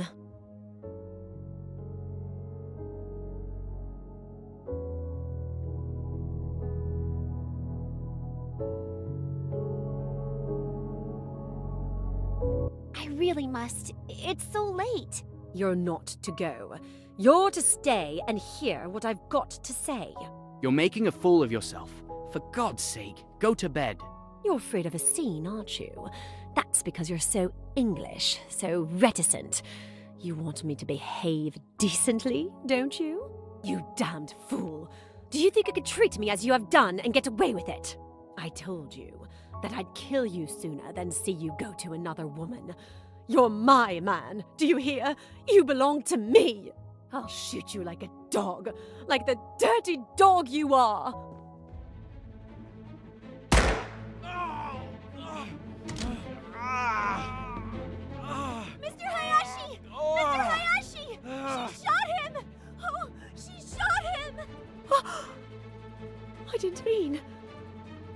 my god! I didn't really mean... Oh god. Oh, I wish I were dead. What have I done? What have I done? Hush, dear. Hush. Get her to her cabin, Hayashi. Miss Robson, get that hospital nurse of yours. Don't leave her. Make quite sure she's safe with the nurse looking after her. Then get hold of old Bessner and bring him here. For God's sake, don't let any news of this get to my wife.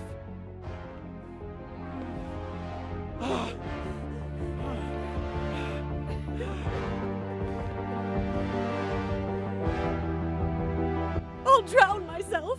I'll drown myself! I'm not fit to live! Oh, Simon! Simon! Better get hold of Miss Bowers. I'll stay while you get her. I must go to him! Oh, Simon! Simon! How could I? Let me go!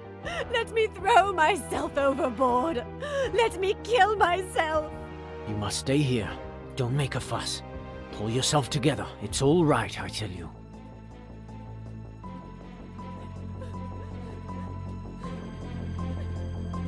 Now then, what's all this? I remember feeling a sting in my arm. I hoped it would kill me. Then everything got darker and darker until I woke up this morning. Thank you, Mr. Belfort. Mrs. Doyle's pearl necklace went missing last night. Do you know anything about it? A theft? Could someone have killed her for a piece of jewelry? Did you know that a J was also found traced on the wall using the victim's blood? You really think that... I didn't do it? I didn't do it! Oh, please believe me. Everyone will think I did it, but I didn't. I didn't. It's awful. I wish it hadn't happened. I might have killed Simon last night. I was mad, I think. But I didn't do the other. Calm yourself, Mr. Belfort. Don't worry. I will soon have the answer to this whole matter. We found some photos of you and Mr. Doyle in your cabin.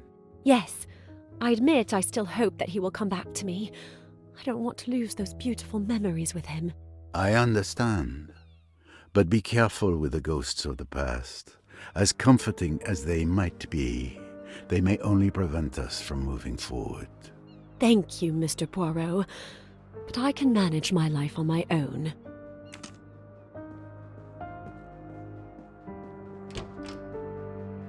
My stateroom is quite comfortable.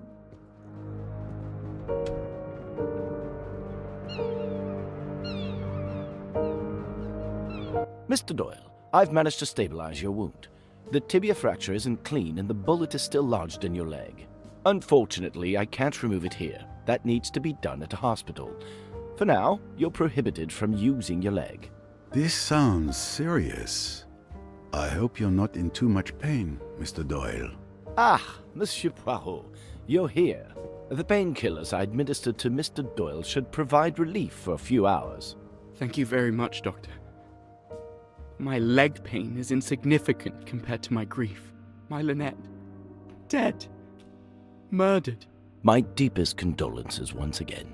Mr. Doyle, I know this isn't the ideal time, but may I ask you a few questions? Please do. I'll leave you to it. If you need me, I'll be outside.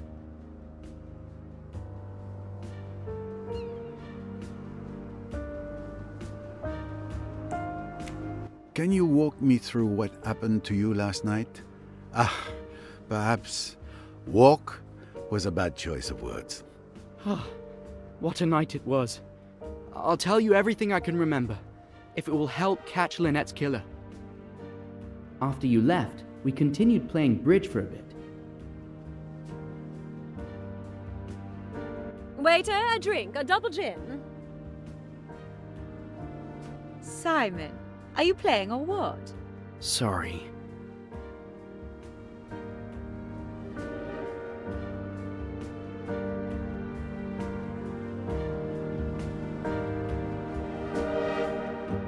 To revenge.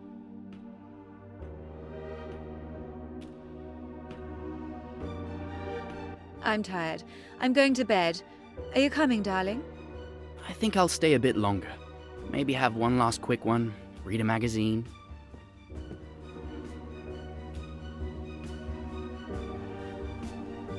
Well, I suppose that's it. I'm going to head out too. Have a good evening.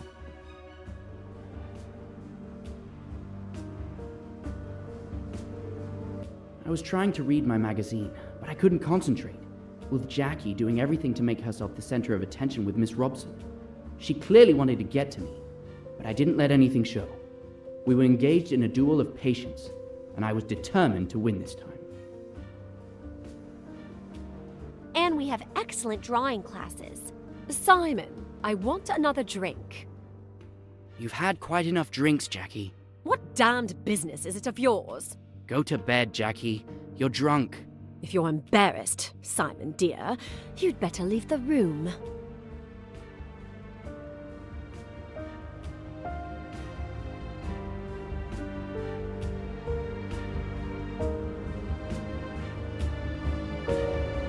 I really must. It's so late. You're not to go. You're to stay and hear what I've got to say. You're making a fool of yourself. For God's sake, go to bed. You're afraid of a scene, aren't you? That's because you're so English, so reticent. You want me to behave decently, don't you? You damned fool. Do you think you could treat me as you have done and get away with it? I told you that I'd kill you sooner than see you go to another woman. You're my man, do you hear? You belong to me. I'll shoot you like a dog, like the dirty dog you are.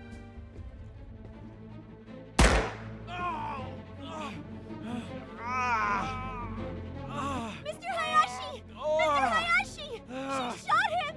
Oh, she shot him! Oh, God. Oh, I wish I were dead. What have I done? What have I done? Hush, dear. Hush. Get her to her cabin, Hayashi. Miss Robson, get that hospital nurse of yours. Don't leave her. Make quite sure she's safe with the nurse looking after her. Then get hold of old Bessner and bring him here. For God's sake, don't let any news of this get to my wife. They left me alone in a lounge for 5 minutes or so. My leg was killing me. But all I could think of at the time was that it was I, through my deeply selfish actions, who had caused Jackie to commit such an act of hatred. I had caused her so much grief. I deserved much worse than a bullet in the leg.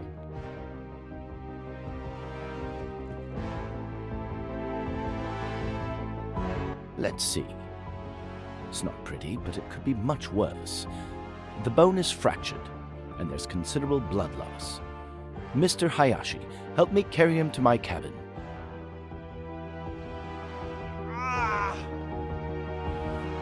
Perfect. Come and help us. You'll be more useful than Mr. Hayashi, who I see is in the process of collapsing. You're not going to let me down, are you? Don't worry. I'll do what I can.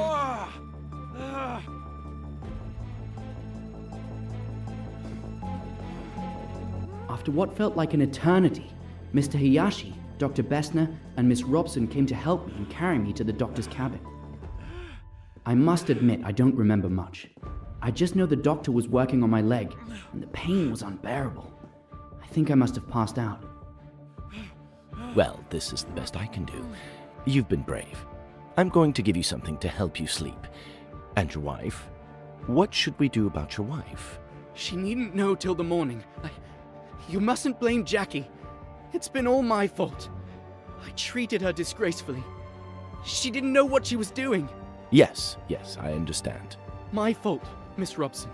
Someone ought to stay with her. She might hurt herself. It's all right, Mr. Doyle. Miss Bowers is going to stay with her all night. Mr. Hayashi, the gun. You mustn't leave it lying around. Quite right. I'll go and get hold of it now. While Mr. Hayashi was off searching for the revolver, the doctor finally gave me something.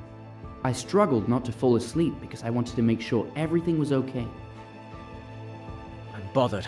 I can't find that revolver. What? How is that possible? Did you look everywhere? I only heard a few snatches of conversation when Mr. Hayashi returned. I wanted to react, to say that we had to search the boat for that bloody gun. But the sedative was already taking effect. I fell asleep before he and Miss Robson left the room. Now you know everything. It is clear to me how you ended up in this state. Thank you. Oh, excuse me. I thought Monsieur Doyle would be alone. I'll come back later. Wait a moment, please. Your presence is actually timely. May I ask you a few questions? Oh, very well. I'm listening. Your movements last night, what were they? I helped Madame Doyle to bed around 11:30 p.m. Then I went to bed in my cabin around 11:45 p.m. Did you see or hear anything that could be useful to us? No.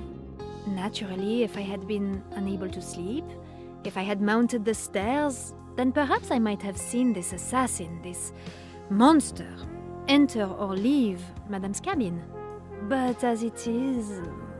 Monsieur, I implore you. You see how it is. What can I say? Don't be a fool. Nobody thinks you saw or heard anything. You'll be quite all right.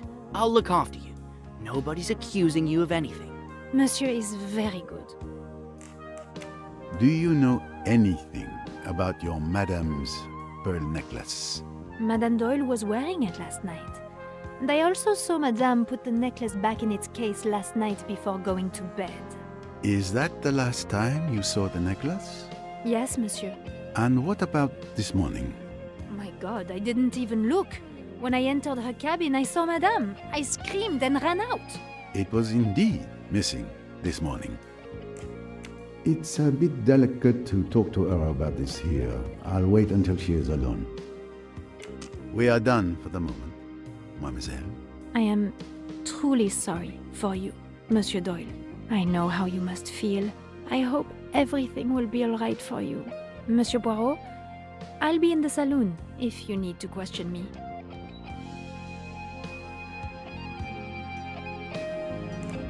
Your wife's pearl necklace has gone missing. Any idea where it might be? Gone missing? The necklace was stolen? That's why Lynette was killed? A robbery gone wrong? It is indeed a hypothesis at this stage of the investigation. Please, Poirot. Please catch the murderer. That is my intent, Monsieur Doyle. It seems you enjoy playing at the casino, Mr. Doyle. It's a pleasant vice, nothing more. But alas, you don't seem to win much, judging by the few chips found in your cabin. Well, what can I say? There's always tomorrow. To tell you the truth, I locked my low-value chips in that box to ward off bad luck. It was a friend who's a fortune teller who advised me to do that. I didn't know you were superstitious. I'm not really, but it doesn't hurt to try.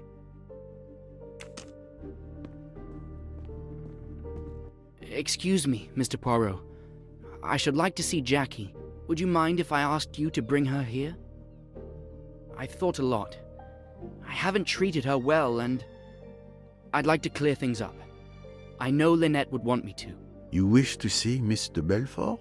Very well, I will fetch her for you.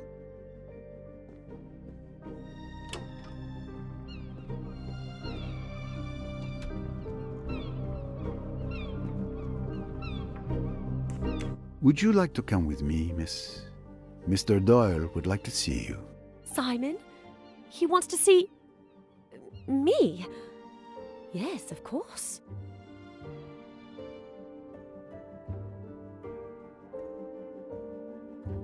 Hello, Jackie. It's kind of you to come. Simon, I didn't kill Lynette. You know I didn't. I was out of my mind last night. Oh, can you ever forgive me? Of course, it's all right. I thought you might be worried. Worried? A little? Oh, Simon! You were a bit upset last night. A bit drunk. But I could have killed you.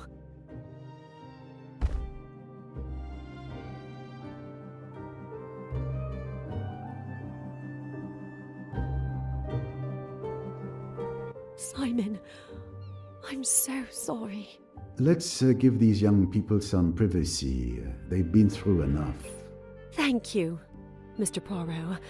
Thanks to you, we've been able to explain ourselves with some privacy. You're welcome.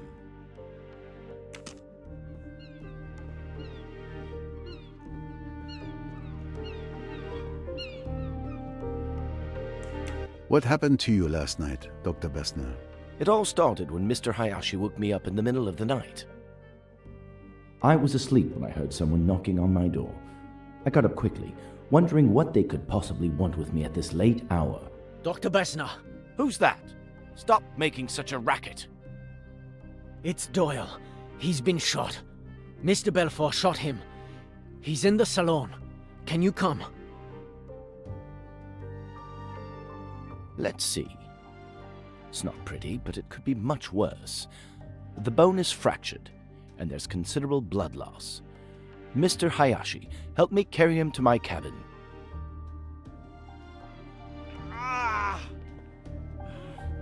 Perfect. Come and help us.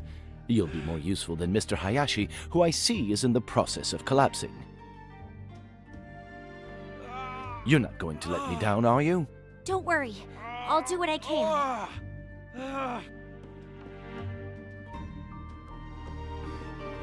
Luckily, the young lady was there. She kept a cool head and was a great help in getting Mr. Doyle to my cabin. And without proper equipment, I had to improvise. Honestly, I'm quite proud of the result. However, poor Doyle was in agony. Well, this is the best I can do. You've been brave. I'm going to give you something to help you sleep. And your wife? What should we do about your wife? She needn't know till the morning. You mustn't blame Jackie. It's been all my fault. I treated her disgracefully. She didn't know what she was doing. Yes, I understand. My fault, Miss Robson. Someone ought to stay with her. She might hurt herself. It's all right, Mr. Doyle. Miss Bowers is going to stay with her all night. Mr. Hayashi, the gun. You mustn't leave it lying around. Quite right. I'll go and get hold of it now. Thankfully, I had some morphine on hand. Without it, I think Mr. Doyle would have had a very rough night. And then Mr. Hayashi returned from the lounge. I'm bothered. I can't find that revolver. What? How is that possible? Did you look everywhere? Of course, I looked everywhere. It dropped out of the girl's hand. She kicked it away and it went under a settee. It isn't under that settee now. But who could have taken it? It's curious, that. But I don't see what we can do about it. Both of you go to bed. I'll watch over him tonight. And thank you. Your help has been invaluable. I did my best. Good luck. Thank you, Doctor. After dismissing Mr. Hayashi and Miss Robson, I sat down in an armchair. Mr. Doyle was already asleep. I got up several times during the night to re-examine his wound and put my instruments away. Then, in the early hours of the morning, the captain came knocking at my door to tell me that Mrs. Doyle was dead. There. That's how I remember it. Thank you, Dr. Bessner. Now that I have gathered both the testimonies of Dr. Bessner and Mr. Doyle, I am convinced that Dr. Bessner did indeed look after Simon Doyle all night. I am of the opinion that Lynette Doyle's pearl necklace was stolen. What do you think, Doctor? All I can tell you is that I didn't see it in the cabin.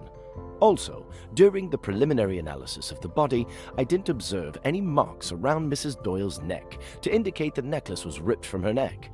It's likely that she removed it before going to bed. What happened to it then, I have no idea. Thank you for your observations.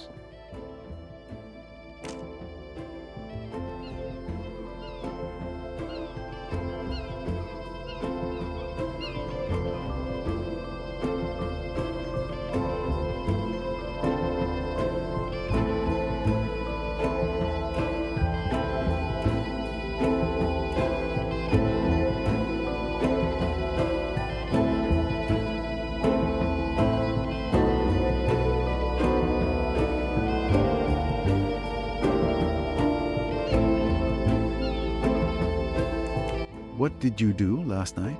Let me see. Last night was eventful, to say the least. I had gone to bed early after dinner. but I was abruptly awakened by Miss Robson around midnight. Miss Bowers! Open the door! In the middle of the night, I was woken up by a pounding on my door. I got annoyed, wondering if it was a bad joke, but when I saw the little girl's face...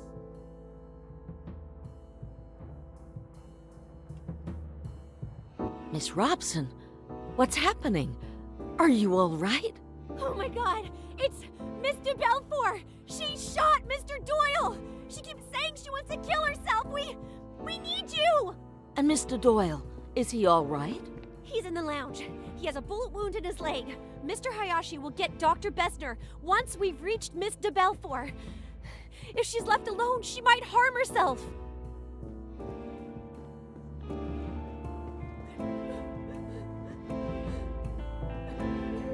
Now then, what's all this?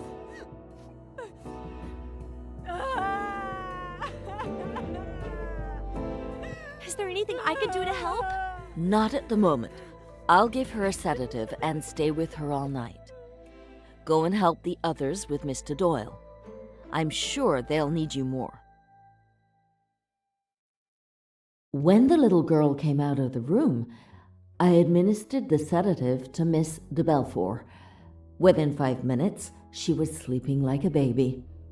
I sat down in an armchair and waited like that until the morning, getting up from time to check that she was all right.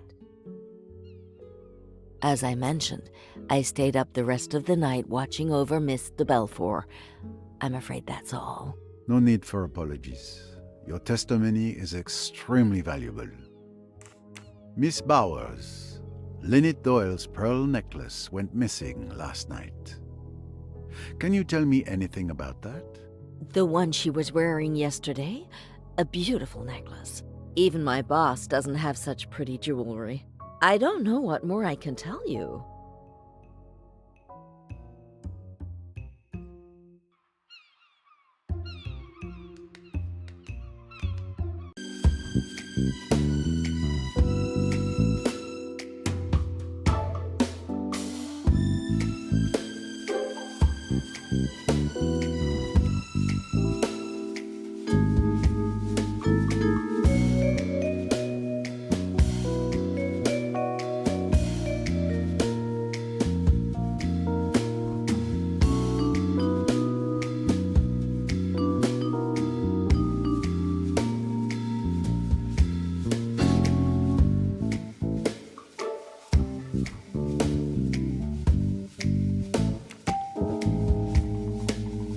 This must be the right solution. Mrs. Allerton told me that Tim and his cousin Joanna Southwood often communicated with little messages. It's a reasonable bet that this J refers to Joanna.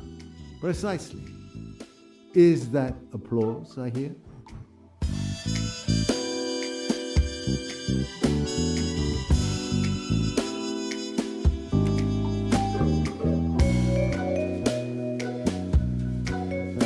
Mission accomplished.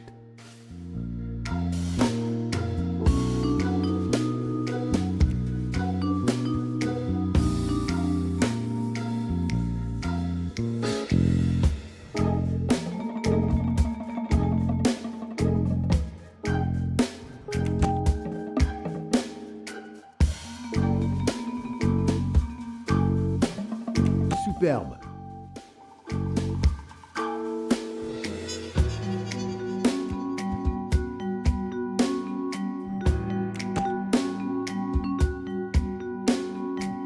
One less puzzle to solve.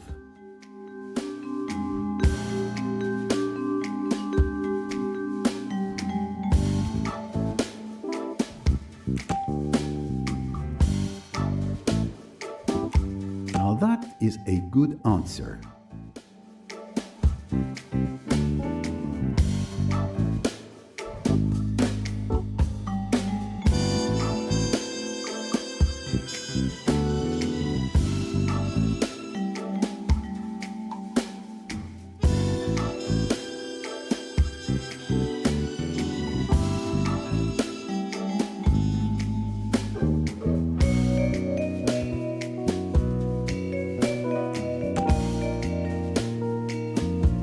good answer.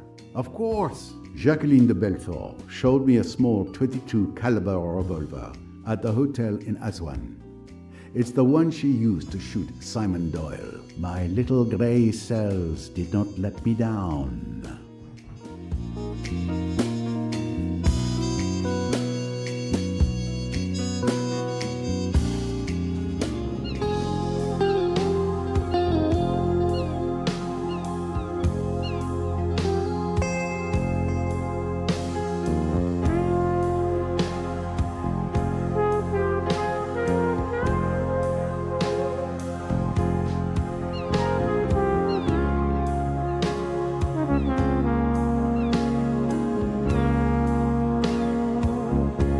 Enjoying the sunshine, miss? It would be a crime not to, would it not, on such a beautiful day? It's more the tranquility of the place that drew me here. I understand. Don't worry, this will only take a moment. What can you tell me about last night? My mother and I went to bed around 11 o'clock. Rats! There I am again, securely tied to her apron. I didn't hear anything except some commotion near Dr. Bessner's cabin. It was stifling in our cabin. I couldn't sleep. Around 1 a.m., I went out on deck for some fresh air. I didn't stay long. I went back to sleep afterwards. I had no idea what had happened until this morning. You heard nothing else? No, I'm afraid not. What can you tell me about Mrs. Doyle's pearl necklace? Her necklace? Nothing at all. I admit being pleased with myself. When I saw it, I wasn't jealous.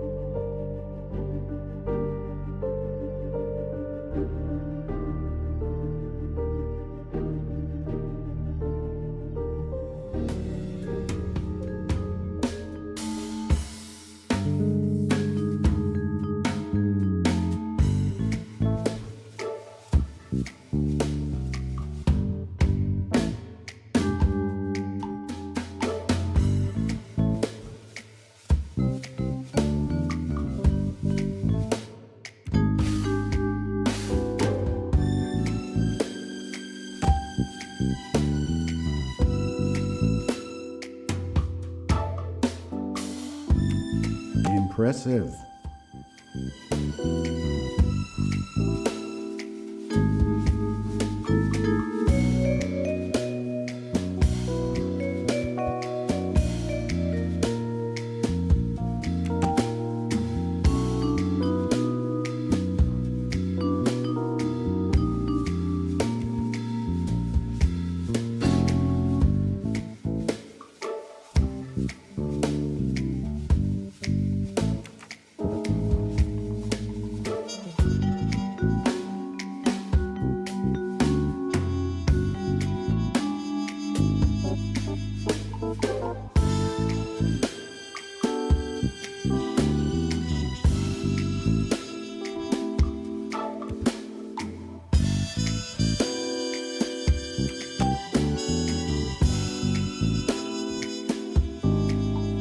Absolutely.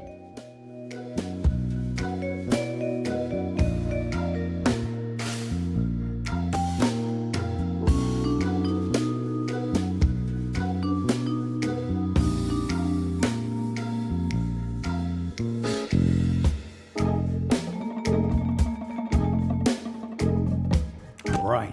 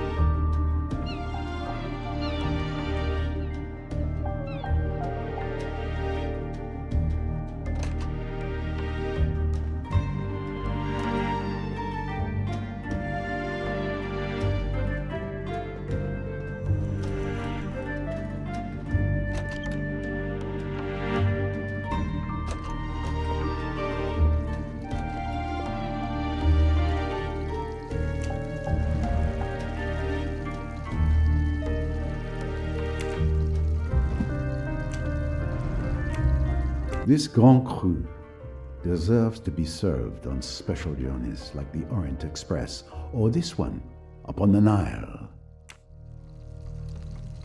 This Grand Cru.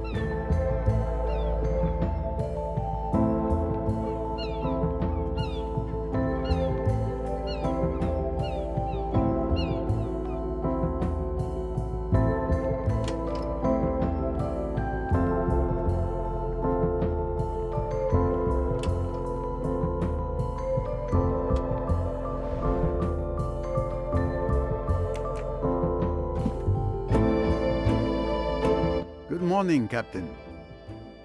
Mr. Poirot. I turn to be interrogated for your investigation? Nothing to worry about. It is the detective's routine to ask questions. What did you do last night? Well, I have a new hobby recently. Role-playing games. It was an American tourist who taught me a few months ago. And I got completely hooked. The game we play is called Pyramids and Sphinx.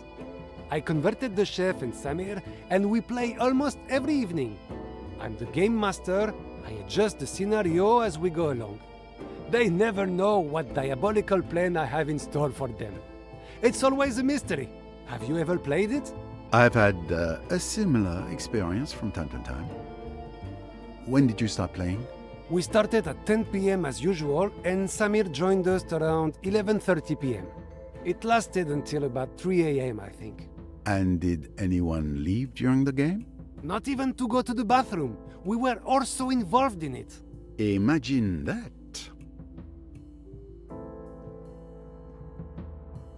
Is there any new information about Mrs. Doyle's pearl necklace? I don't know if it's relevant, but I've only seen pearls like those once before. They are found only in the Sea of Japan.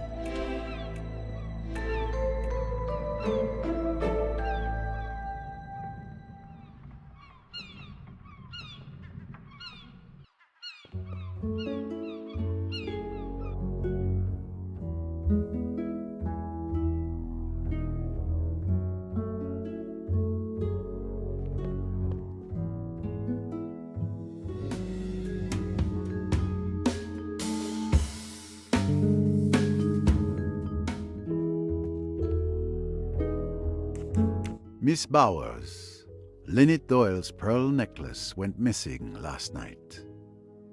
Can you tell me anything about that? The one she was wearing yesterday? A beautiful necklace. Even my boss doesn't have such pretty jewelry. I don't know what more I can tell you.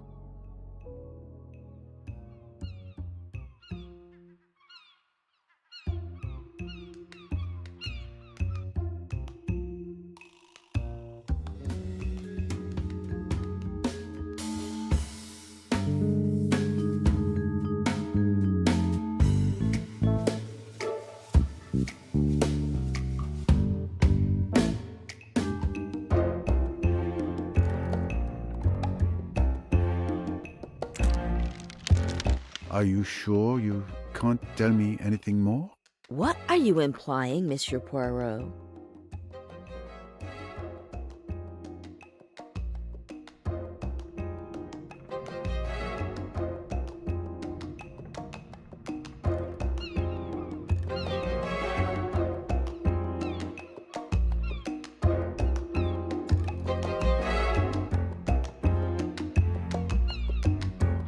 Perhaps you forgot to mention that you have Lynette Doyle's necklace in your cabin? Oh, I see. So you found it. But it's really not what you think. Will you kindly explain, Miss Bowers? Miss Van Schuler, she can't help it, you know. But she does take things. Especially jewelry. That's really why I'm always with her. It's not her health at all. It's this little idiosyncrasy. I keep on the alert, and fortunately, there's never been any trouble since I've been with her. And she always hides the things she takes in the same place. So that makes it very simple. How did you discover they had been taken? I look each morning. They were in her jewelry box this morning. I went along to put them back, hoping that Mrs. Doyle wasn't up yet and hadn't discovered her loss. But there was the captain standing there, and he told me about the murder and that no one could go in. So then, you see, I was in a regular quandary. But I still hoped to slip them back in the cabin later, before their absence had been noticed. You see, the Van Schuler family is so particular. They would naturally be averse to scandal of any kind.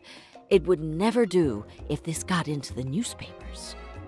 But that won't be necessary, will it? You can count on my discretion. I have one more question. Miss Van Schuler is a kleptomaniac. Has she also a tendency to homicidal mania? Oh, dear me, no. Nothing of the kind. You can take my word for it, absolutely. The old lady wouldn't hurt a fly. And at last, we have the entire story. Thank you for your honesty. And rest assured, I won't bring up the matter with Miss Van Schuler. Thank you. I don't think Miss Van Schuler noticed it. But just to be sure, I counted the pearls on the necklace. There are 33. 33?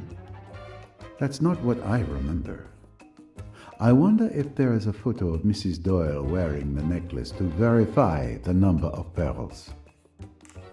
What did you do last night? Let me see. Last night was eventful, to say the least. I had gone to bed early after dinner, but I was abruptly awakened by Miss Robson around midnight. Miss Bowers! As I mentioned, I stayed up the rest of the night watching over Miss de Belfort. I'm afraid that's all. No need for apologies. Your testimony is extremely valuable.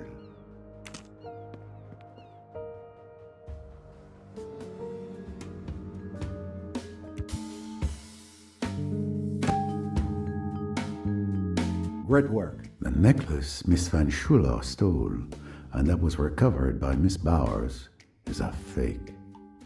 I must find out who could have swapped a real necklace for this one. Who else could have succeeded?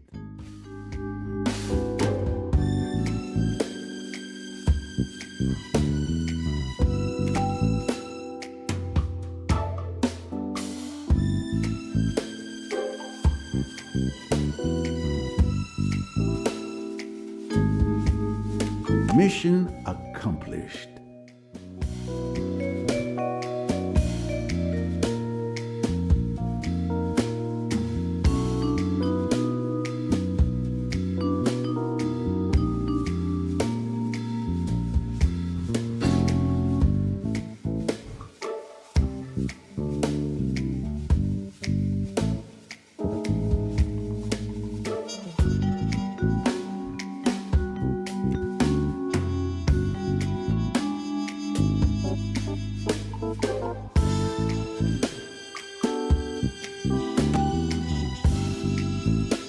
Brilliant.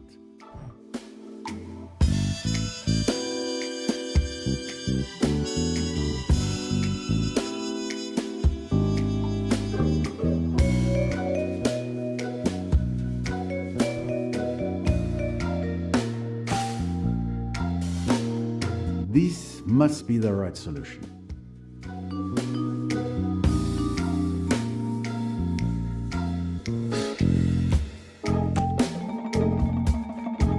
Impressive. Great.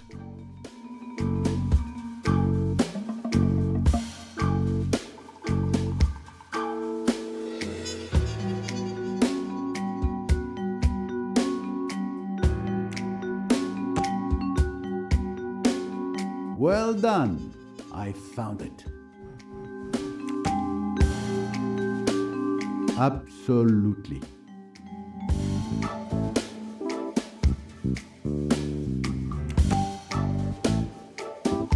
Yes.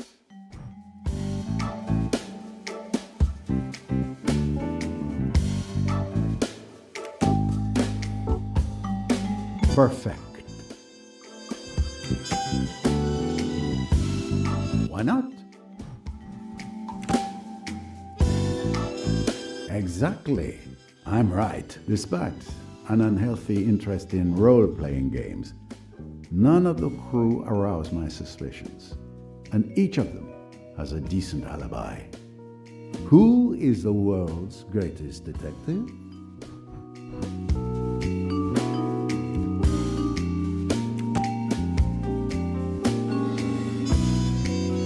Superbe.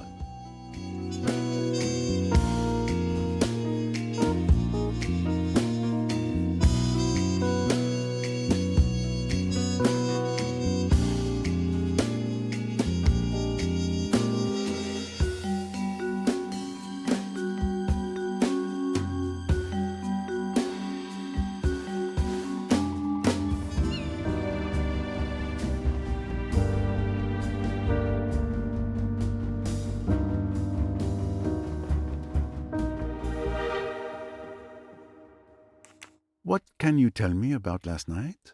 My mother and I went to bed around 11 o'clock. Rats! There I am again! I didn't hear anything except... It was stifling in our cabin. I didn't stay long. I had no idea what had happened until this morning.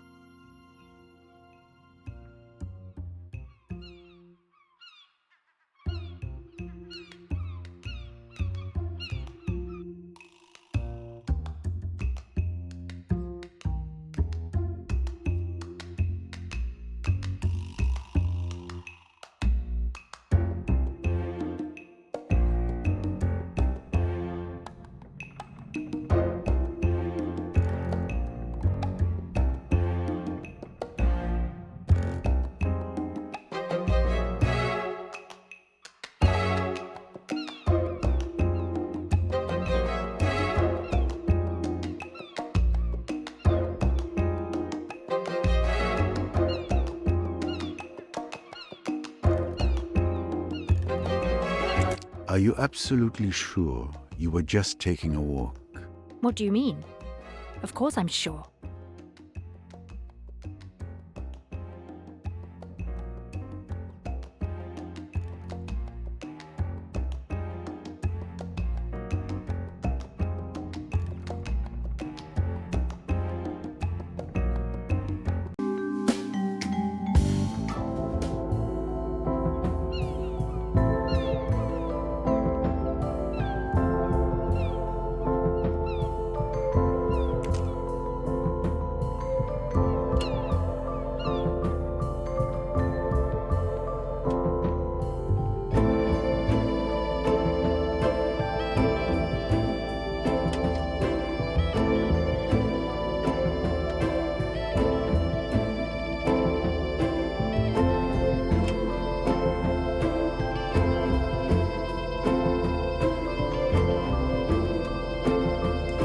Lynette Doyle's pearl necklace disappeared last night.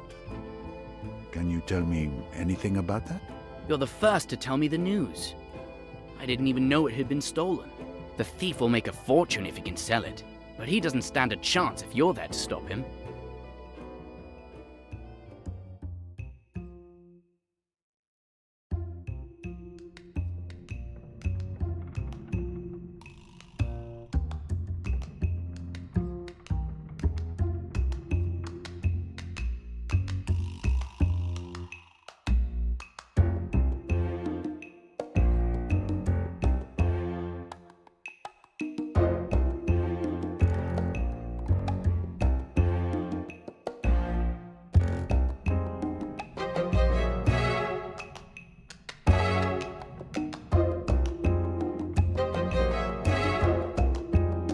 Oh, really? You didn't know it had been stolen? No? Why?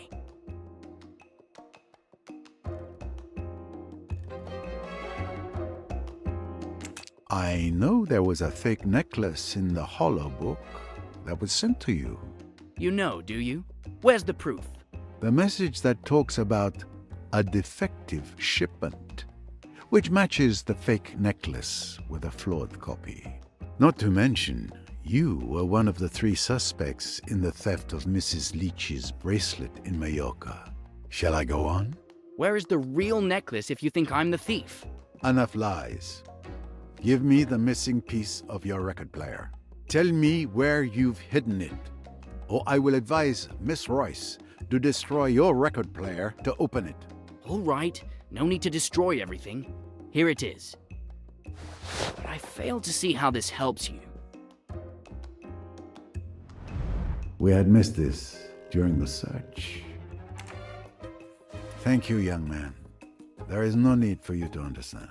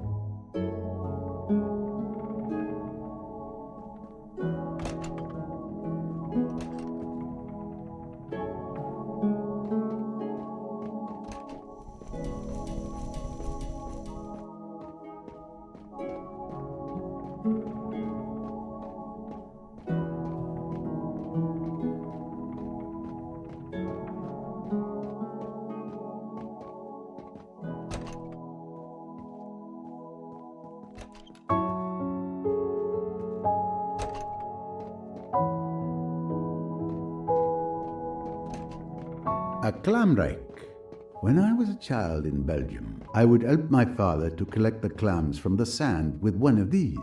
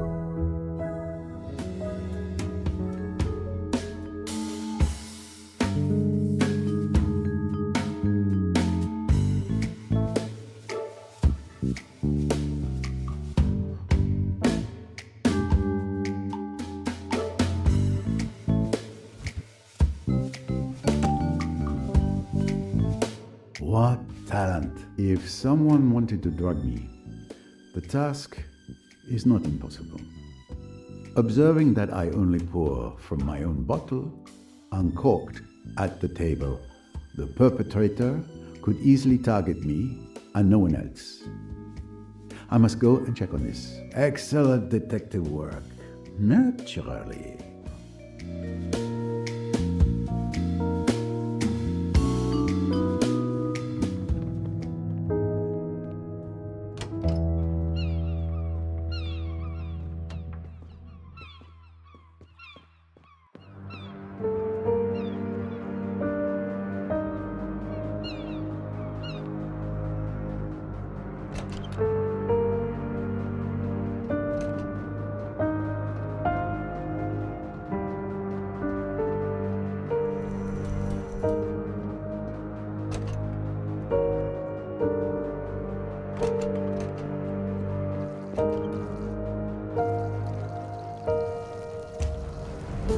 That's my personal bottle.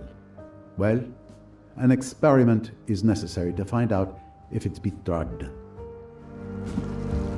I must find a way of making sure there was sleeping powder in my wine.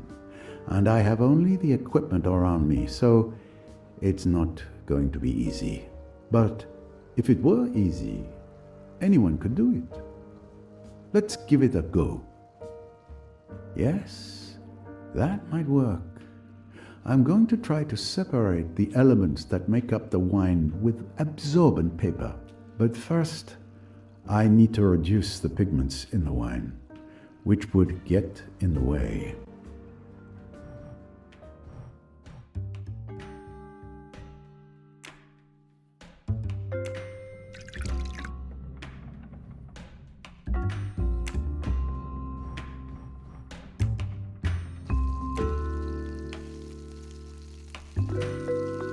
Yes, that's the right solution. The wine is transparent enough to see the result without masking it. And there is indeed an intruder. I count 4 spots instead of 3.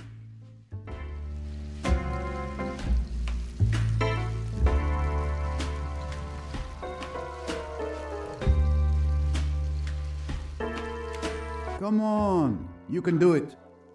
Not really. As I expected. My wine does contain a chemical compound that shouldn't be there. Something has been added to it. Given the strong reaction of the strip, it wasn't a small amount, and therefore it wasn't an accident. Someone has deliberately drugged me. Exact. Someone did drug me last night. But why? It's logical. Any meticulous criminal would want to avoid having Hercule Poirot present and alert during his misdeed. So he would have drugged me to remove me as a threat. Which means...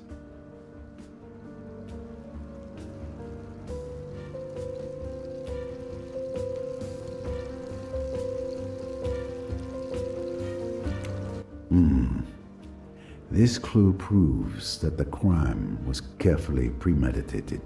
The fact that my bottle had been drugged before the murder, possibly several hours before, proves that the killer had as long as an hour or more before removing me as a danger. I think I understand how the murder happened. I should present my findings to Miss Royce.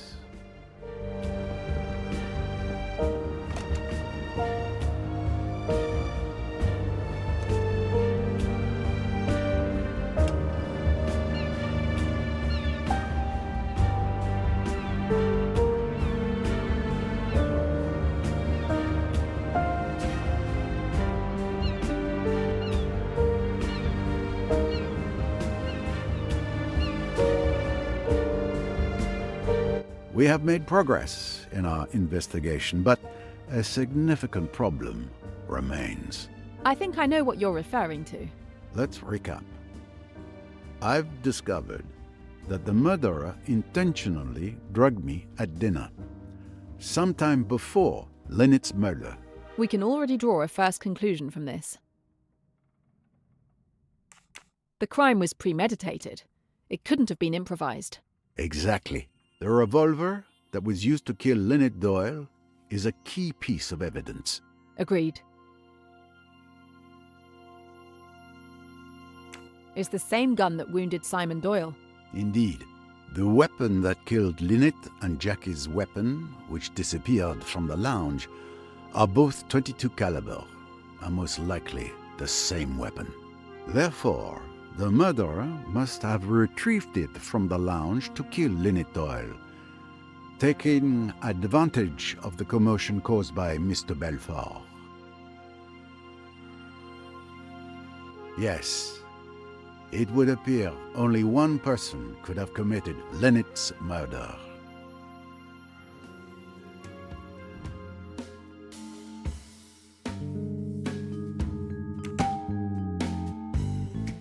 This must be the right solution. And it would seem that only Mr. Belfort could anticipate that the revolver would be there last night, available to kill Mrs. Doyle since she threw it down there, knowing that thanks to the excitement, a convenient weapon would end up by chance in the lounge, ready to be used again. So if I follow your reasoning, Mr. Belfort should be the murderer. So it would seem.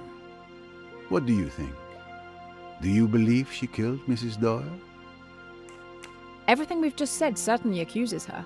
But there's a problem. That's exactly right. We have other evidence that exonerates Jackie. Yes, you're right. She simply was never alone all evening. Yes. If we trace the sequence of events.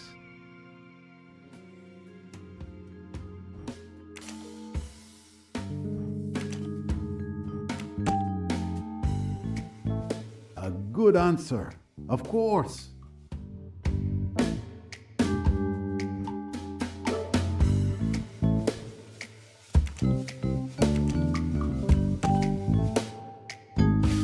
Good.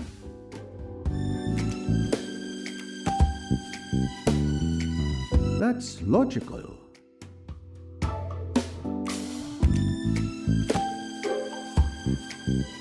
Wonderful.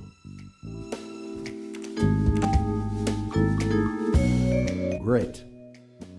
Several testimonies overlap to confirm that Mr. Belfort was never alone from the moment she entered the lounge until this morning. Gun or no gun? There was no moment when she could have slipped away to kill Mrs. Doyle. So Mr. Belfort is the only one who could have done it, but she couldn't have done it. Did I say that out loud?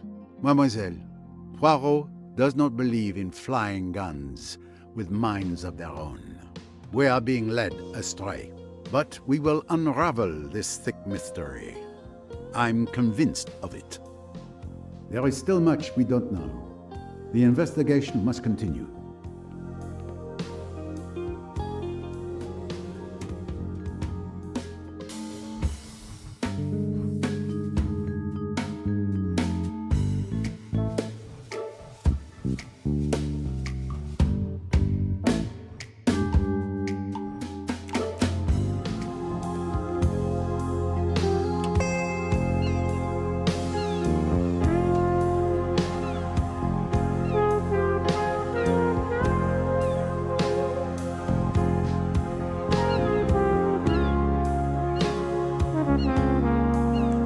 What can you tell me about last night? My mother and I went to bed around 11 o'clock. Rats! There I am again, securely tied to her apron. I didn't hear anything except some commotion near Dr. Bessner's cabin. It was stifling in our cabin. I couldn't sleep. Around 1 a.m., I went out on deck for some fresh air. I didn't stay long. I went back to sleep afterwards. I had no idea what had happened until this morning.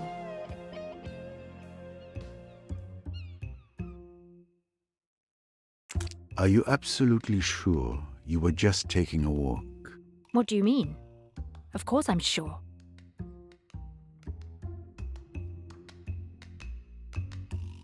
Did you happen to go out on the starboard deck to throw something overboard? But who claims to have seen me? Miss Van Schuler and other passengers have confirmed hearing a splash at that time. Miss Van Schuler, that old busybody? Maybe she heard a splash. I didn't. She still refuses to admit anything.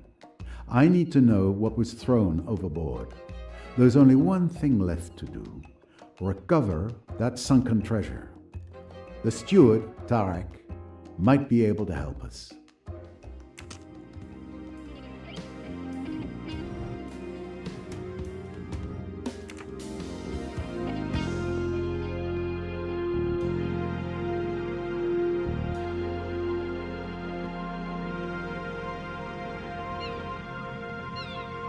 Excuse me. I need to fish something from the bottom of the river. Do you have a tool you could lend me? I'm not sure what would work the best. There's a clam rake in the ship's storeroom. It's a kind of rake with a net for collecting shellfish. Ah, a clam rake. But of course. Thank you.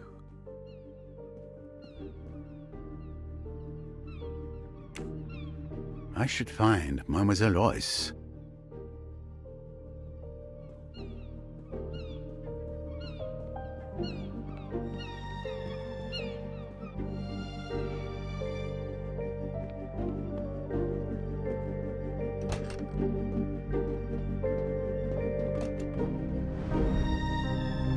This must be the clam rake that the steward Tarek mentioned. With this, I should be able to recover whatever Miss Otterbourne threw into the water.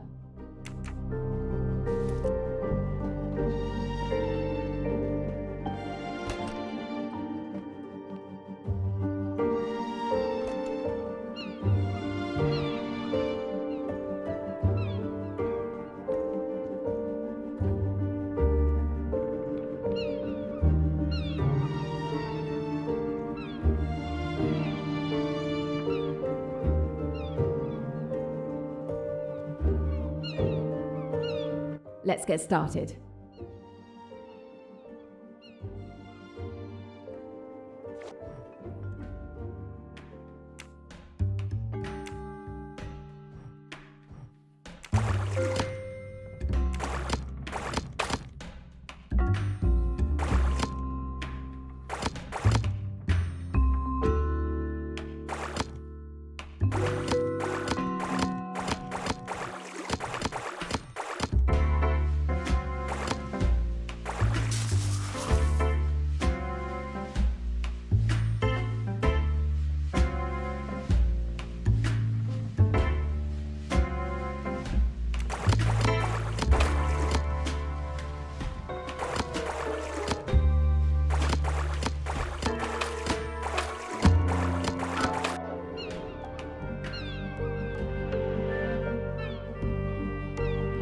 It has been damaged by water. Not very interesting. Yuck.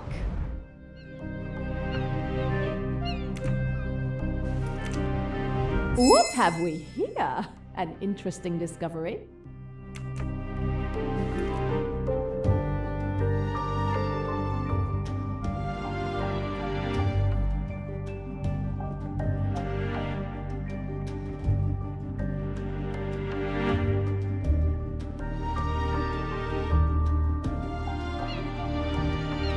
Let's go fishing for clues.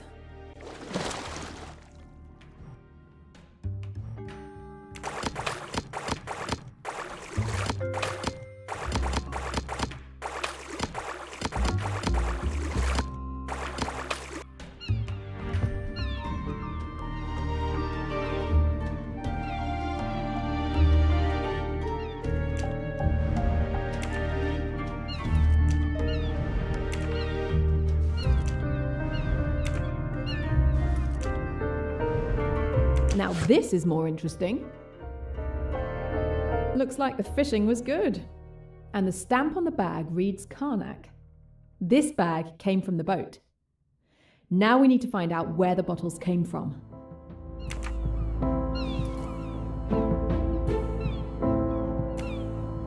I'd better see how Mr. Poirot is progressing.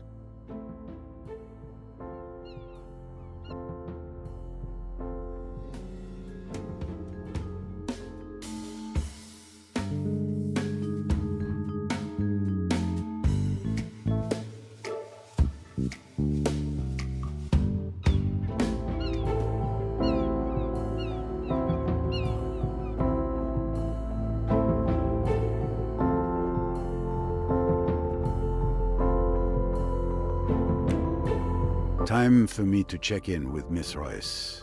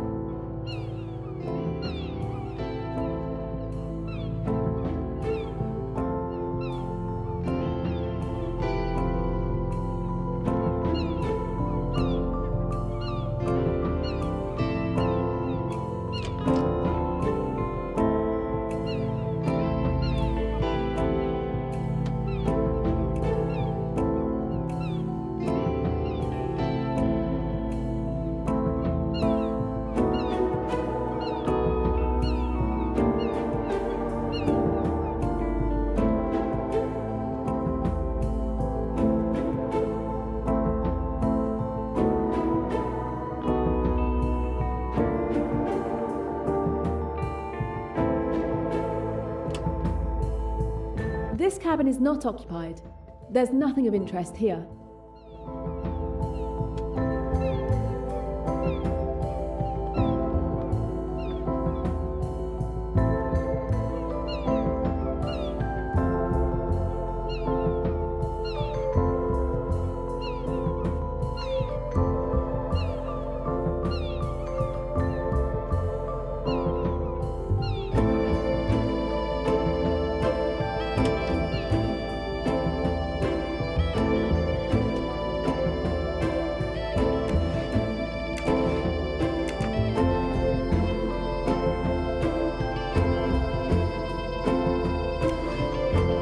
These traces seem to match the bottles fished out.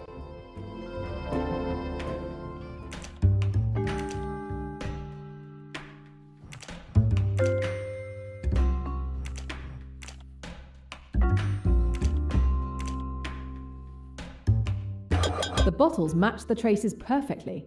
It can't be a coincidence.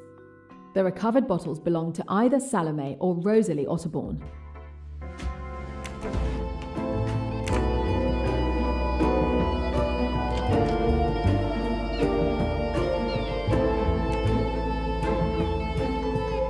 Miss Royce, I was looking for you.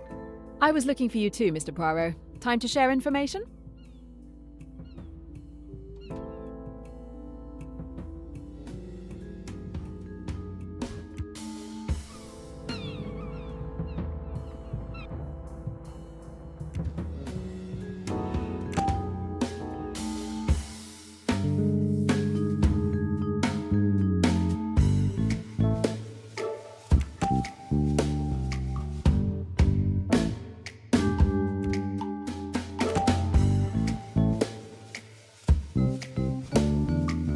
That's fair.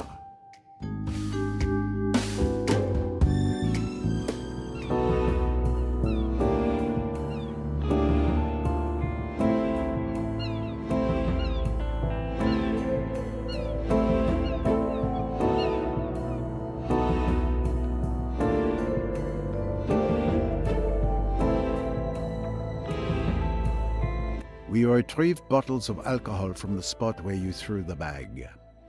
Are you still sure you don't want to amend your statement? Oh, really? And if it had been a tire, would that have been mine too? I'm not responsible for everything people throw into the Nile. What can you tell me about last night? My mother and I went to bed around 11 o'clock. Rats! There I am again. I didn't hear anything except some commotion near Dr. Bessner's cabin. It was stifling in our cabin. I couldn't sleep. Around 1 a.m., I went out on deck for some fresh air. I didn't stay long. I went back to sleep afterwards. I had no idea what had happened until this morning.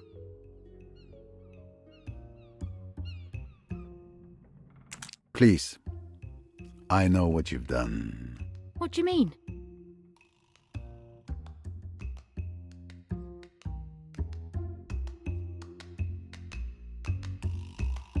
That's enough now. I know you threw your mother's liquor bottles into the water. Am I right? Yes, you're quite right. I was a fool not to say so, I suppose. But I didn't want everyone to know. It would go all over the boat, and it seemed so silly. I mean, that I... So silly that you should be suspected of committing a murder. I've tried so hard to keep everyone from knowing it isn't really her fault. She got discouraged. Her books didn't sell anymore. People are tired of all that cheap sex stuff. It hurt her. It hurt her dreadfully. And so she began to drink. For a long time, I didn't know why she was so weird. Then, when I found out, I tried to stop it. She'd be all right for a bit. And then suddenly, she'd start and there would be dreadful quarrels and rows with people. It was awful. I had always to be on the watch to get her away. And then she began to dislike me for it. She's turned right against me. I think she almost hates me sometimes. Pauvre petite. Don't be sorry for me. Don't be kind. It's easier if you're not. I'm so tired. I'm so deadly tired. I know. People think I'm awful. Stuck up and cross and bad-tempered. I can't help it. I've forgotten how to be nice. You have carried your burden by yourself too long. It's a relief to talk about it. You've always been kind to me, Mr. Poirot.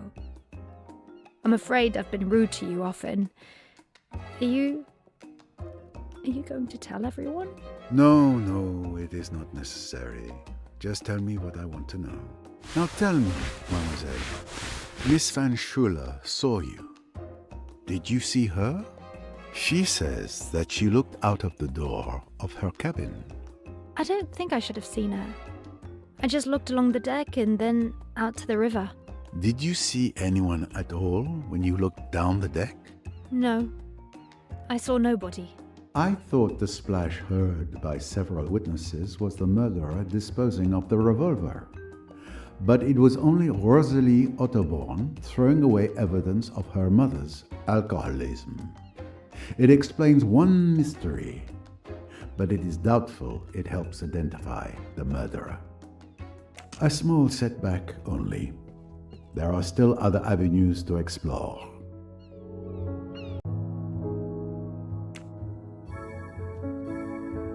Miss Royce, I was looking for you.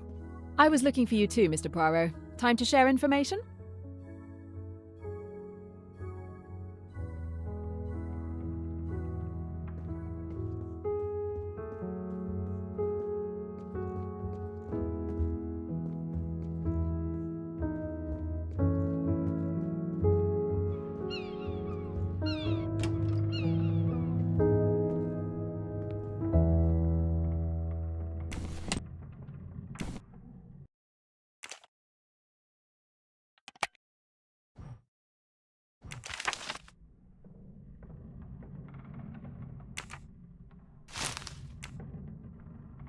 It's strange that these buttons don't do anything.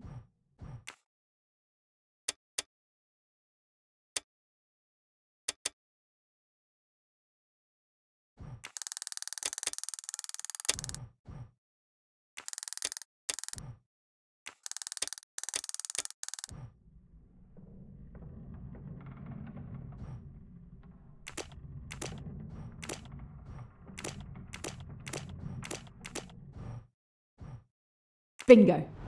There it is at last. The pearl necklace. So Tim Allerton is the thief. But is he also the murderer?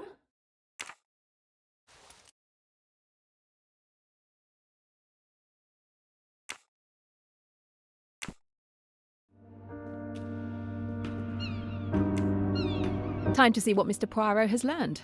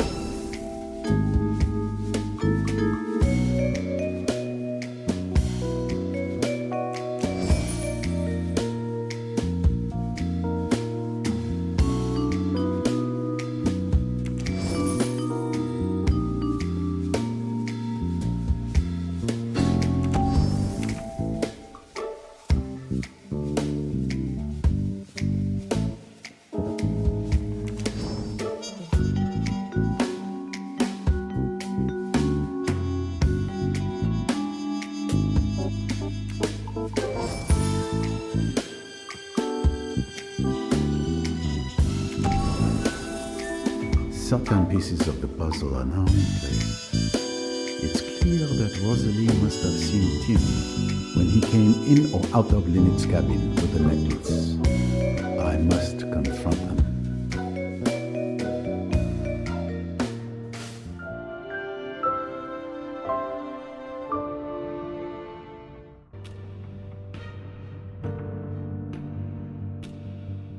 Thank you all for coming. Anything I can do? In a sense, perhaps, what I really require is for you to listen. Certainly. I'm the world's best listener. Can be relied on to say ooh at the right moments. That is very satisfactory. Ooh would be very expressive. Eh bien, let us begin. We found Lynette Doyle's real pearl necklace in your cabin. There's no doubt. You are the thief. I suspected you had found the necklace, seeing as you allowed everyone to return to their cabins. Let me continue. During my investigation with Mrs. Leach, the victim's bracelet was also stolen and replaced with a fake. You were one of my 3 suspects. So given the circumstances and the identical MO, it had to be you who stole Mrs. Leach's bracelet. But that's not all. You have an accomplice, your cousin, Joanna Southwood. She identifies the jewelry to be stolen at social events, has a fake made, and sends it to you in a hollow book, which is never suspected by customs.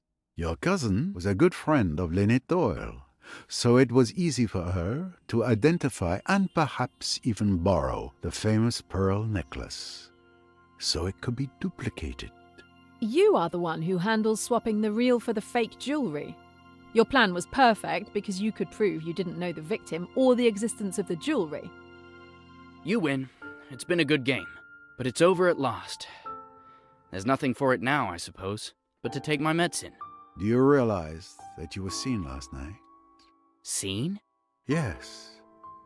On the night that Lynette Doyle died, Miss Rosalie Otterborn saw you leaving Mrs. Doyle's cabin just after 1 in the morning. Rosalie, you saw me? But she didn't say anything. It was my little grey cells that deduced it. Why wouldn't you say you had seen me last night? I thought they might suspect you. I couldn't believe that you'd kill anyone. No, I'm not the strong stuff murderers are made of. I'm only a miserable sneak thief. Don't say that. But why did you do it? You, who has everything. Oh, I don't know. Boredom, laziness, the fun of the thing. A much more exciting way of earning a living than just sitting at a miserable desk all day translating texts. Rosalie, would you know what I mean? Would you always despise me and throw it in my teeth? Well, there are things you could throw in my teeth, too. Rosalie, darling. That's very sweet. But there is a very good case against you, Mr. Allerton. I wanted you to realize that. It wasn't I who killed her, I swear! I've been in the most awful stew. To have chosen that night of all others. God, it's been awful. If there's something that could help your case, now's the time to say it. It might be insignificant, but when you asked if I heard anything, I lied. I did hear a splash. Yes, we already know. Rosalie was responsible for that noise at 1:10 a.m. No, it was much earlier. At 12:26 a.m. I was waiting in my cabin for the right moment to move, and I checked the time, and it was toward the bow, no doubt. What? But that changes everything. Not now. Sir, come quickly. There's been another death. This saloon. But no. It cannot be. Jane, come with me. You two stay here. I still have questions.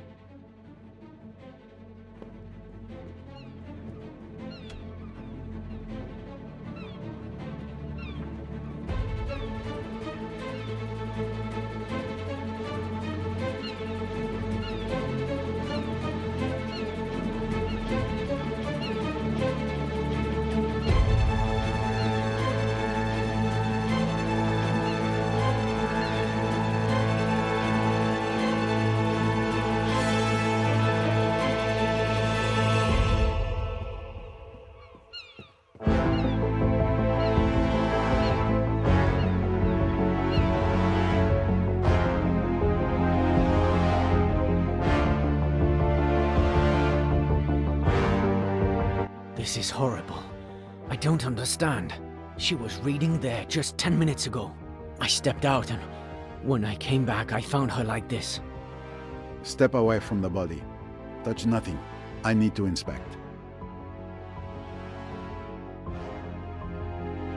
A thin weapon, very sharp, has slit the throat. Possibly a scalpel. A torn piece of a $100 note in her hand.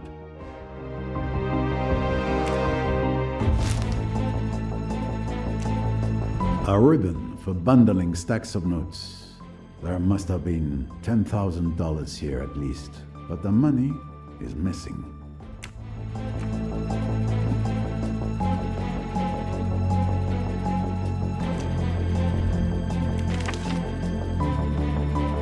A telegram used as a bookmark.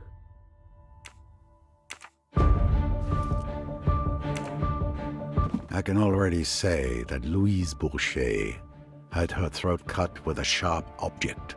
The $100 notes are nowhere to be seen. And this telegram with a coded message: potato, dress, cradle, 32, beetroot. Potato. Dress. But I know this code. It's the same as the one I found in Mallorca and Cairo. Show it to me.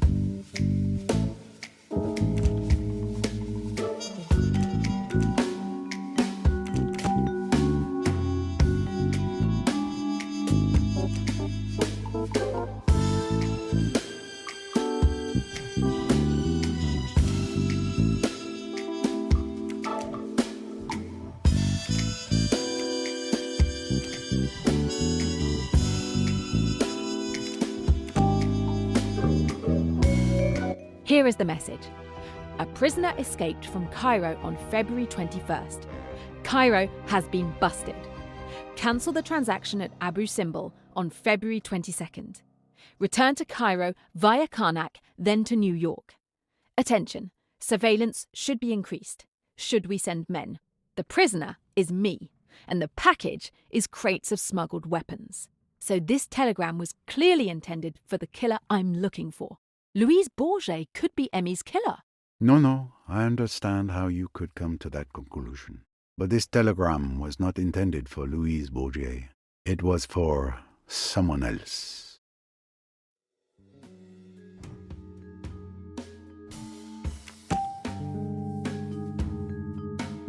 Yesterday, Lynette Doyle mistakenly received this telegram that was meant for Riquetti. When she returned it to him, he was furious that she had read it by mistake. Now, I understand why. Riquetti is your man. Where's Riquetti? He was right there. He's gone.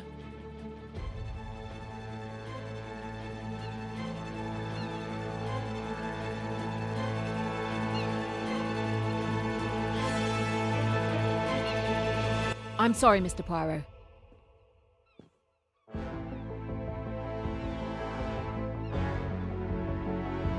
Of course. Miss Royce, good luck.